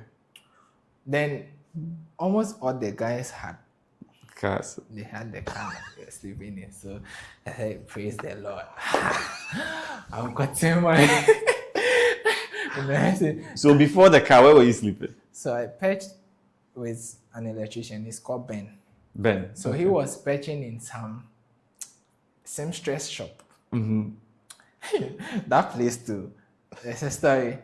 The place was small. Ben was shorter than me. And I was tall. And the woman had stuff there, like people's stuff, tables. So if I'm going to sleep, I have to squeeze before I'm able to sleep. I stayed but there. Ben could stretch in there. It's fine. You see, so you shouldn't make fun of short people. The advantages. I mean, yeah. so it was a bit uncomfortable. So I stayed in that shop with Ben for I think a week. And the car came. It was like, yeah, now I have my car. It's not my car. But at least when it's at the shop, is your car. Yeah, so, and my car today was AC. So what, you ran the AC? Yes. Okay, so now I've always wanted to ask this, and now that I have somebody who's working in a mechanic shop. Yeah. You see, one day I had this car. Car always used to give me problems. Yeah. And one day I filled the tank. Then the car broke down. But I said, oh, no problem. At least they know the tank is full. Okay. It was a small problem. Yeah. One day, the fuel was finished. So I know they couldn't be driving the car around. So you're telling me that they siphoned the fuel. Tell me. So that thing is an age-old thing with mechanics. Okay. And it's not the masters. It's always the apprentice. Okay. I'm sorry if you are an apprentice or something like a mechanic. They do it. Okay. So They have a way. They have a way that they will sip Yeah. some of the fuel. And then it will start. Yeah. Then they will put it in. So the cars that have AC that they are sleeping in, sometimes there are no fuel in there. So they have to share. So it's they have to survive. I don't know, but it's bad. Yes, I know it's bad. But it's okay, so now it makes sense because I knew that they weren't driving the car around and I'm wondering. No. So now it makes sense. So they have to take some of the fuel. Small, then share then. So they leave the engine running throughout the night? No, so they kind of chill the car more, then they turn it off, then go and sleep inside. Oh, okay. Yeah. But you have to do that for everybody's car. So if your tank is full, then we take some and then we use it. Yeah. Okay. I mean, you don't expect your tank to be full when you come back, right? No, because of that, I have PTSD. I don't like to fill my tank halfway, just in case something happens. I know it's half tank. Yeah. Worst case scenario. So I mean, that's what happens. Sometimes they take some fuel from people's cars. Yeah. Have you done that before? So I'm not like that, okay? But you know, sometimes you have to do what you have to do. Okay. And it's not like the owners of the car, they're expecting their tank to be full when they come back. That's what you tell yourself. That's what you use to motivate yourself. This is what I want to understand. Who taught you how to do that? Nobody teaches you that. You just observe. Now I'm talking about actually sucking. So that thing. Because you know how to do it. You just learn. Observation. Yeah. And the moment you realize that the car that you're going to sleep in, there's no fuel. That's the next thing that comes to mind. It's automatic. So you see your kind, like your colleague or something, you tell him, oh Charlie, my car, nothing there inside. This car, something there. So then you go and kind of take small. Yeah, I'm not even upset. At least finally I have an answer to the question. Yeah, it still hurts me, but I understand now. It should. Okay. It shouldn't hurt me. Do you know have you filled the tank before? Yeah.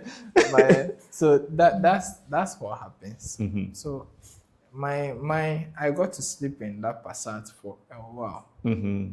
About 1 minute. I enjoyed it. So I stayed for like a month. A month? Yeah. What was the problem with the car?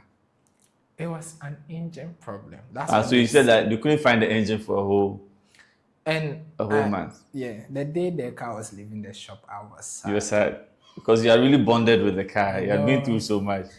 That was where like I was. That was my home. That was your home. So did it ever come back? Oh, it came back. so when it went away, did you have a new car? Yeah, I moved to a new car. What car was it? You moved from the grey Passat to what? Yeah, from the grey Passat, I think I moved to it was a Fiat. A Fiat. Black Fiat. A black Fiat. I think that Fiat belongs to. I think it belonged to Kofi. Kofi's car. Yeah. So that one there is. Yeah, so that's what like I was staying in for the time I left there. So when the Passat came back, did you go and sleep in a little bit? So after the 1 month stay, and he comes, he doesn't. And the funny thing, at first he used to come, he would leave the car and go. Yes. But for funny reason, he was staying there. Yeah, waiting for his car. Yeah. Yeah. And even if he will go, he will come back so soon. Yeah. So he didn't get to use the car. So it was just 1 month with the car and you are connected for life. Because where I was sleeping before was bad. It was bad. Yeah. So when I got the car, I was happy. Okay. Yeah. Okay. So at what point did you end up going? So you were saying that you go maybe Monday to Saturday. Like 7 days. And then you go to your sister's for Sunday or Saturday night. Saturday evening. Yeah. Saturday evening. And then you sleep in a room. Finally. And I'll eat better food. Eat better food. Yeah. So then that's how you ended up at ICGC. Your sister took you there. So she was going to the same church as my brother. Moses. Okay. So Moses. Yeah. They were. My sister sings. Okay. my brother instrumentalist. So At Doctor Temple? no. Okay. So at Labadi, we were going to Believers Temple. Okay. So that was where she was. And I didn't really go there much. Most of the time, I'll come home tired. So the Sunday, I wasn't even going with them. Yeah. Then, but my brother, he will force me to go. Like, let's go. So he got, I think, the music director there at Believers Temple. He became a pastor. So he got his own ICDC branch at in Chado. Okay. Forgetting the name of this branch. So I went there with my brother. My brother was going there to play. He plays the keyboard as well. Okay. He was going there to play keys for the man. So I'll just go with him.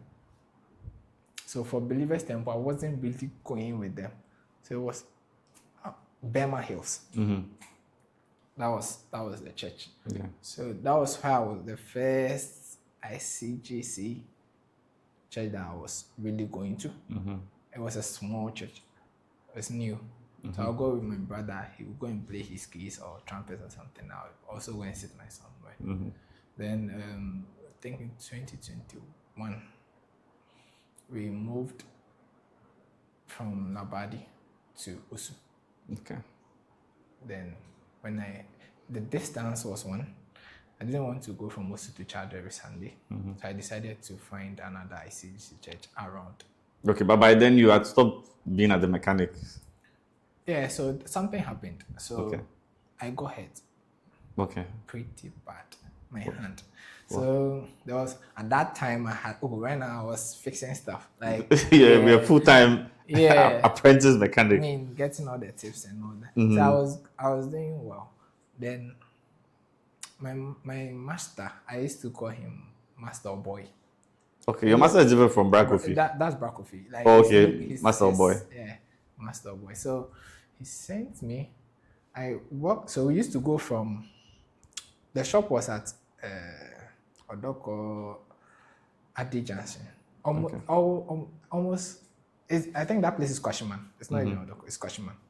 So we used to walk from Kwashiman to Sakaman to go and buy plates and things to come and fix. So they sent me to go and buy something. I think it was a plate. They molded the plate at Sakaman. So I went to pick it up.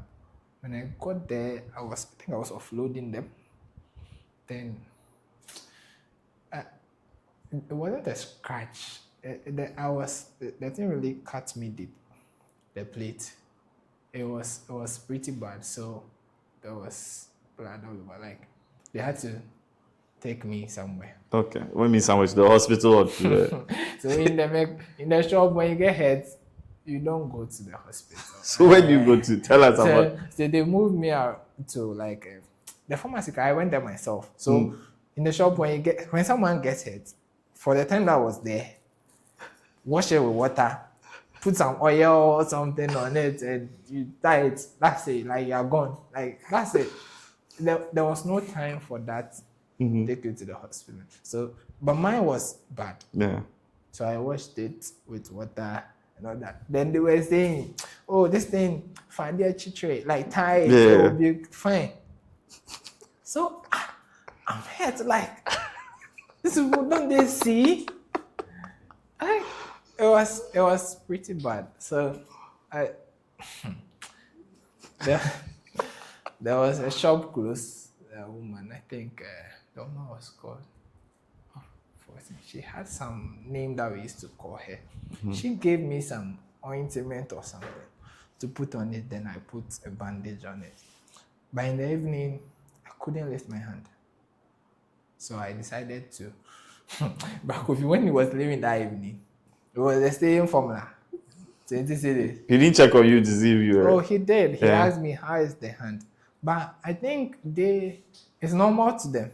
So they are tough guys. You are a last baby. Yeah, it's normal to them. Like, although like they knew that this one is bad, but it's normal to them. There's no time to come in. Oh, you are hurt. No. So like I decided I went to the pharmacy. Then the person there I said, this one, they're tetanus, so I need to go to the hospital. So, but then they treated it, actual treatment. Then they gave me some medicine and all that. Then I went to my sister. Then she took me to the hospital. So for weeks, my hand was getting worse. Okay. At that time, you were living with your sister? Yeah. Okay. So it was getting worse. So then she decided, oh, this one day, forget fire service. I'm not going back. Then I said, me now the fire service, I didn't want to go there. So but yeah, it was. So I had to treat my hand. Okay. At the hospital? Yeah. Okay. So that was the main thing that it didn't make me go back there. So I had stayed home, but I was still in touch with the guy there. They had become family. Yeah. Okay. What's the last time you went there? Was it last year? Last year. Okay. By now they've all matured, and the apprentice is a top guy. The guy that went, the Kofi guy. Yeah. Right now he's a big man. Like wow. I met him. I think at the Barca. Yeah.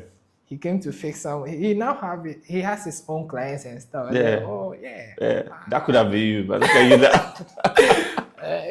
I mean, yeah, that was it for me then. I didn't go back. Okay. So in 2021, when we moved from Labadi to Osu, I decided to find a new ICGC church. First, I went to an ICGC church in it was, I think, Osu. Inside Osu, it's called Restoration. It was too big for me. You are lost in there. So me too, I wanted to do something. I always want to do something in the church. Okay. That's with the instrumentalist there. Solid. So I'm like, forget instruments. Then, so I decided to find a new one. One day I was walking in the neighborhood. It was a new neighborhood, so I have to kind of find my way around the place. So I decided to walk around Aliba, and I saw a signboard, Doxa Temple. And I said, okay, then this Sunday I'm going to go there.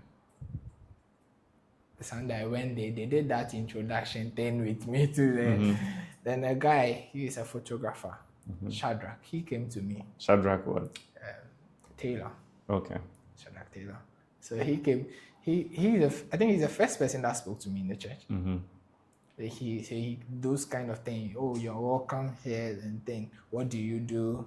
What can you do? And all that. I said, oh, I play some sort of instruments, but like, I also like that. So at that time, I think I went to some school to learn photography.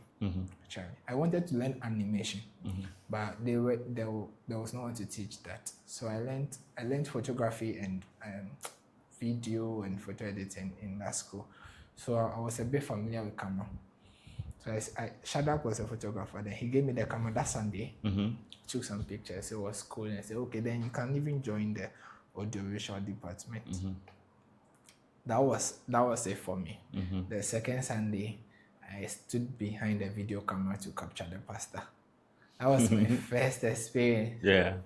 You know, like where the video camera was, it was kind of in the center of everybody's looking at you, and I'm tall. And I'm standing on something. Yeah. So everybody's looking at you. But it was a nice experience. And I did that for a while. Then I moved to projection. Okay.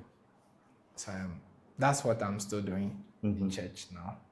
I project scriptures and songs and all that. And sometimes too, I do streaming. I stream. We stream in Facebook and basically Facebook, the YouTube once in a while.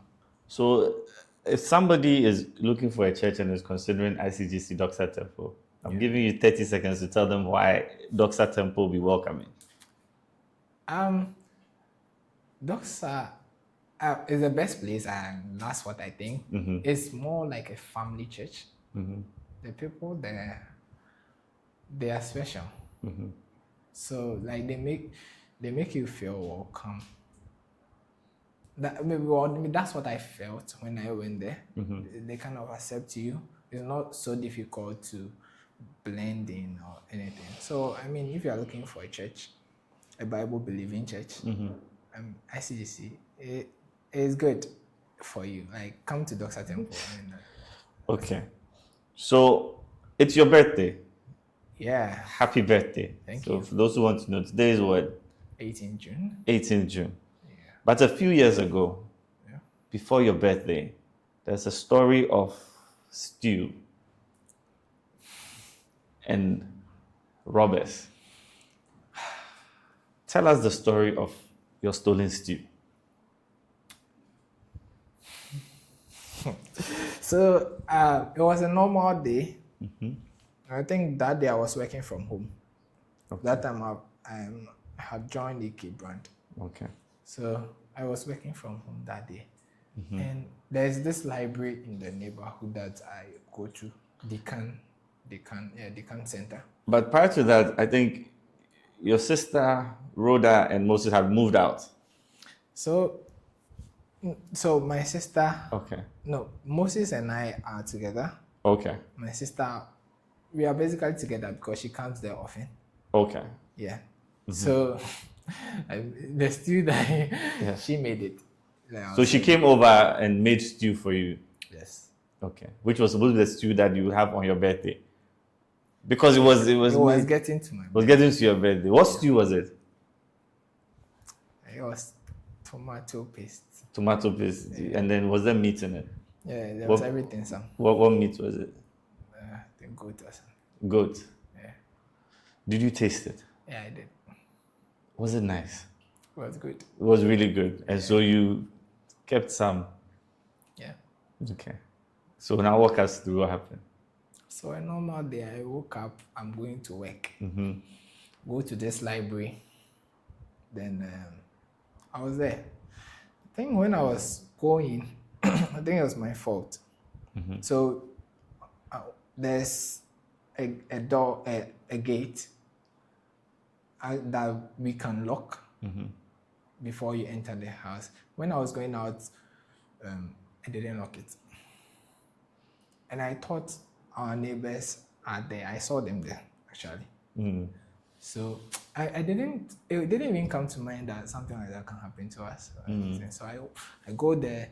I was there the whole day. I went there around 10 a.m.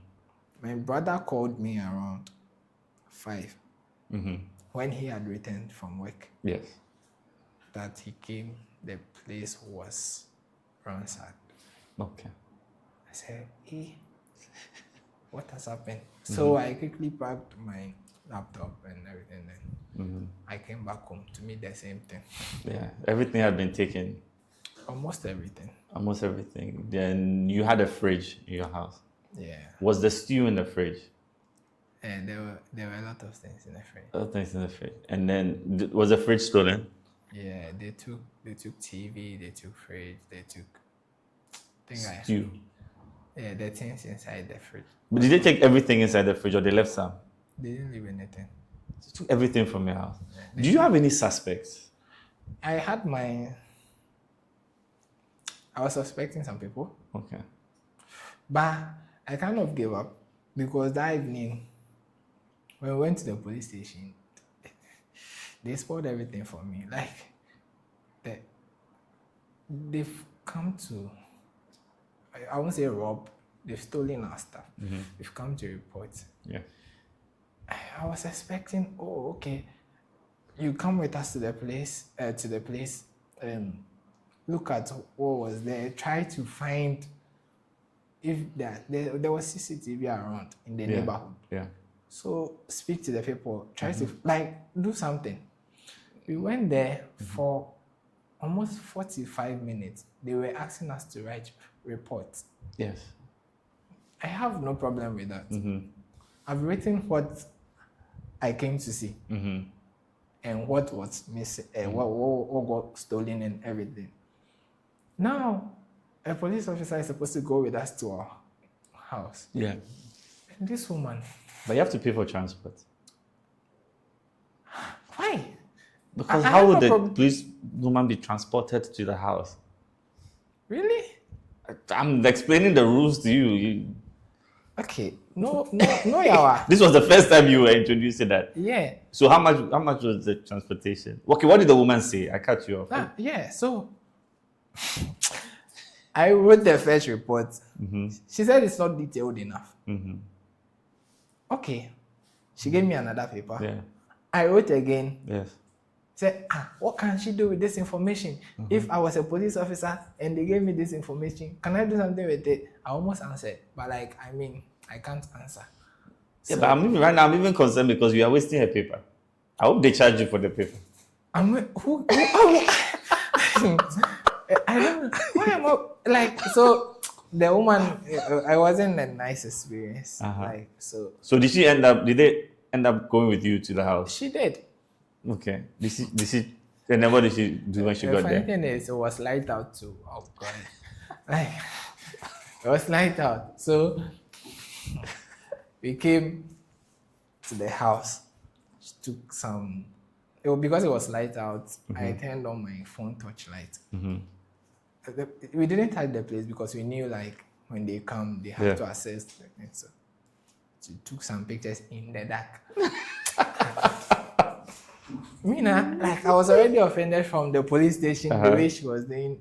So from the experience with her, like I didn't really have hope of us catching the person. But I suspected some people in the area. But anyway, God knows. Yes. But since then, like it has really changed the way we live. In terms of security. Yeah. And everybody is cautious, not only us, even the whole area. Everybody is cautious. So. Even the criminals are cautious. I'm sure. Because we are out. Catch you. Yeah, you see. Because it means that they brought a car to carry the things. Because was it a tabletop fridge or no, it's a small. Yeah, but even still, it's not the one that something. we have. Yeah, it's not something that you can just put on a motorbike.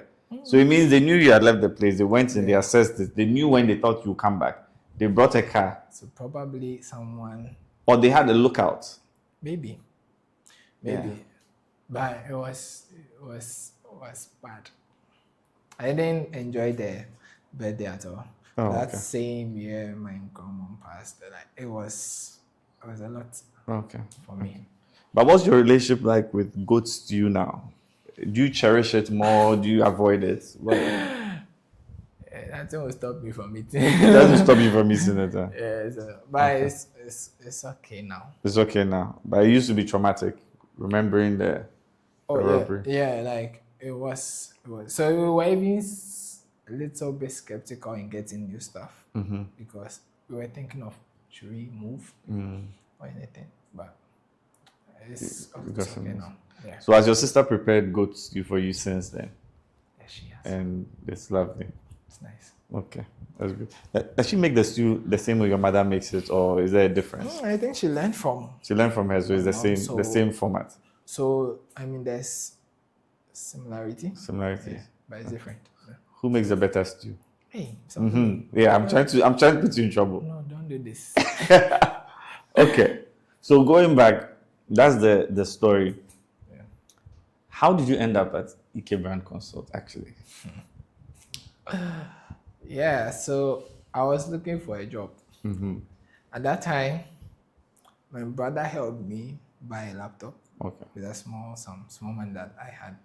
Then, by myself, I decided to learn everything that I can learn. So I was learning animation, I was learning graphic design, the way I knew how to, thanks to YouTube. So after I felt like I've gotten some skill, and at that time to have gotten some exposure in church with photography. So I felt like I'm ready. So I think I got on LinkedIn, did some stuff, posted, and I saw a company called, they were hiring. So I decided to apply. The position that I was applying for, I don't even know what I was thinking, but I applied there. Then I went for that interview. Then I met boss, the boss of EK Brand Consult. I didn't know then. The interview was some way for me because I met more qualified people over there, so I kind of gave up on that. And I came home. So I got a call from a guy. Then he said, "Oh, you interviewed at this place, and we want to interview you for a graphic design role. When are you available?" I was happy because if this thing didn't happen, then I got a job from that. Then I was going to take it, so I took the offer. I told him, "Okay, I'm available for interview." We scheduled it. Then I went to meet two guys, one fair guy and one that guy. That's Joshua and Bernard. That's Joshua and Bernard. Okay. So very comfortable sitting there somewhere. But when I first day I walked in, there were the couch, and some sofa. And I said, "Okay, where have I entered?" And there was a guy in there with his computer doing stuff. I said, "Okay." This was where Adringano or Adabraka? No, that's Adabraka. Okay. Bernard. But it looked like you had moved in new, so there were still stuff. So then Joshua, the fair guy, he said he gave me a place to sit and said he will be with me shortly. He went in there. I don't know what he went to talk to Bernard about. Then he came back alone. I thought they were both coming to interview. He didn't really ask me anything. He said, "Do I have my CV?" I had put together some personal projects that I've done. So they were, I don't know, they were not good. So when he asked me for my CV and my portfolio, I said, "Hey, Sunday, what do I have to show for?" Like, I was a bit afraid there because I had no experience as a graphic designer or anything. So I showed him. He watched. He said, okay. So do you know how to use this software, the graphics, Photoshop, Illustrator? And thanks to YouTube, I don't know. I had learned it, so I knew my way around it little bit. So that very same day, he went me. I think he sent me in the office that they were. Then he gave me a PC, a desktop. Then he asked me to design. I think it was right after independence. He asked me to design an independence poster. I don't remember what I did, but it was terrible. Yeah. So the next day, the very next day, he called me to come. Then I went. I went there. It was him alone. So Bernard came in later that day. Then that was the day he really introduced himself to me as Bernard, and they all do the same thing.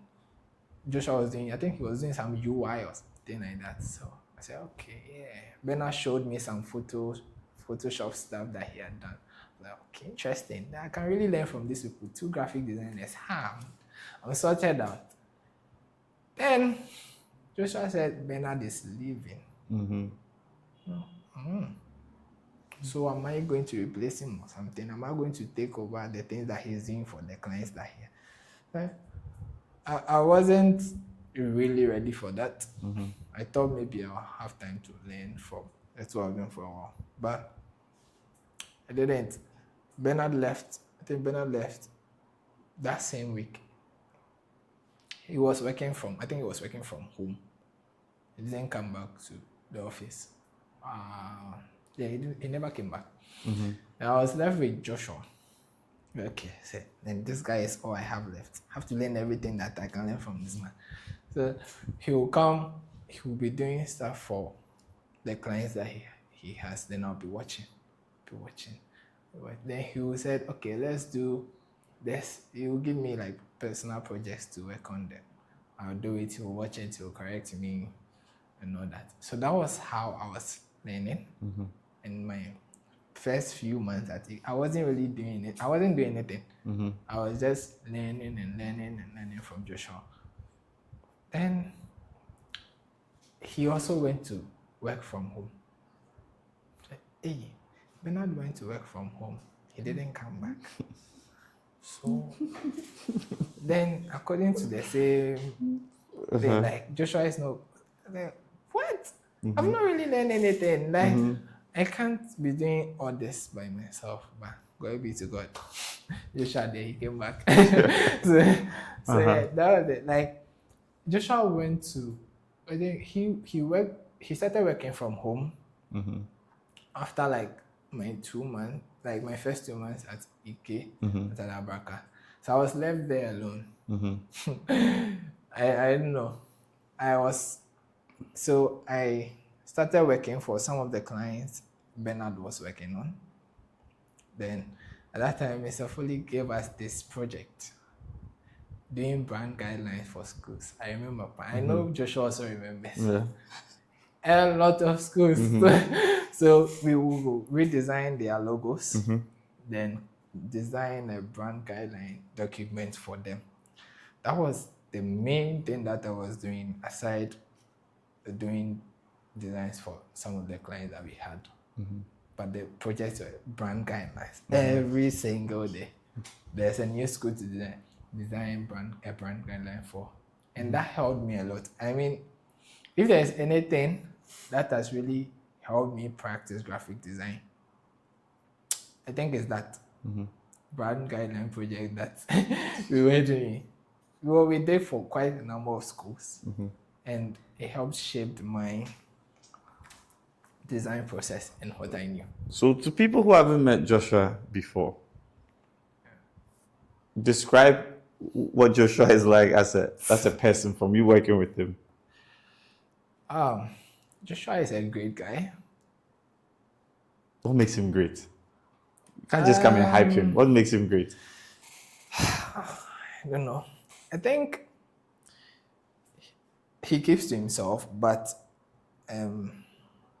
if you get a little bit close to him, you want to learn, you really learn a lot from him. Like, he's calm, which is good, because it was good for me, because me too, I'm a bit calm myself, so that energy was great. So what do I say about Joshua? Because he's the person that I learned most of the things I know from, so I will hype him. He's good. He's a good graphic designer, a good instrumentalist, plays a nice, good instrument called bass guitar. Yeah, no matter what anybody says. Nobody's fighting with you. Yes, I've said it. So Okay. Yeah, this. Do you like football? I like watching football. Okay. So, but you wouldn't say would you say you understand football? And that Yeah, a little bit. A little bit. So that's why you support Barcelona, because you don't really understand. No, please. Because what in my experience, people don't really know anything about football. Girls, they always say, I like Barcelona, I like Arsenal, because it's supposed to be beautiful or something. But you know that thing when they say, when you know you are good, okay, yes. You don't have to say it. People will say it for you. That's what Barcelona is. Barcelona is good. Is that good to the extent that people just hate on us? That's why you won the Champions League. Oh no, I mean we've won Champions League before, so it doesn't really. Okay, before. Yeah. Now you're sounding like a Manchester United fan. Hey, no. Don't talk about the past. But anyway, I mean, at least. I mean. So say one nice thing about Real Madrid before we end.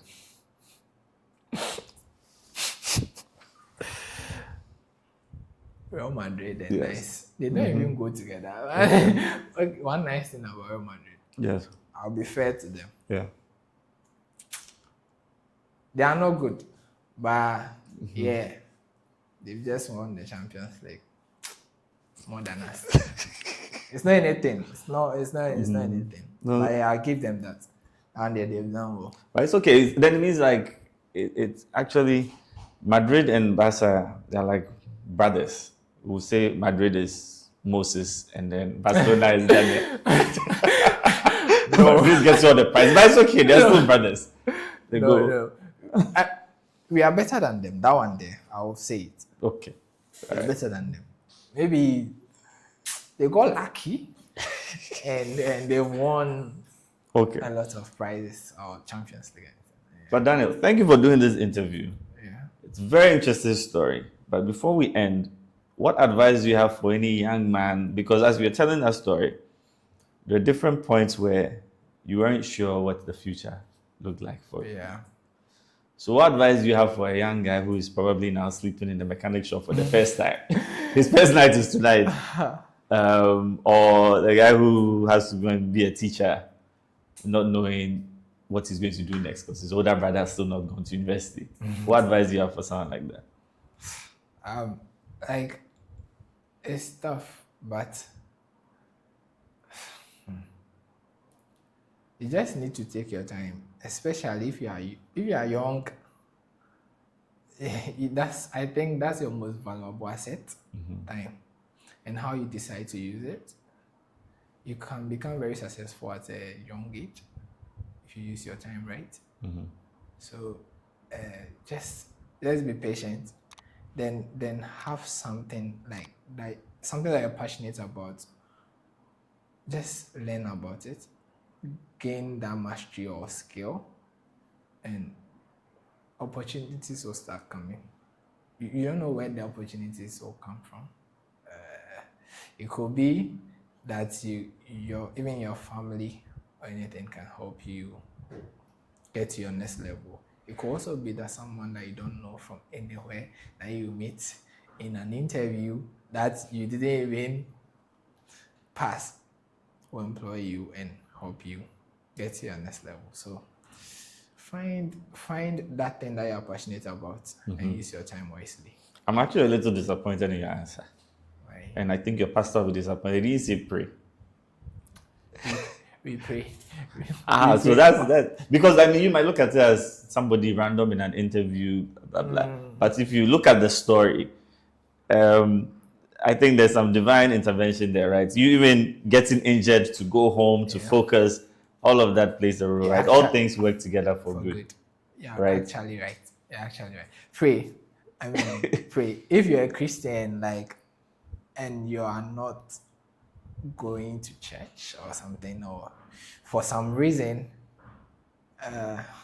you're not really having that good relationship with Jesus Christ, then that one there, you should and pray. The prayer there is important, but use your time wisely. That one. Thank you very much. Thank you.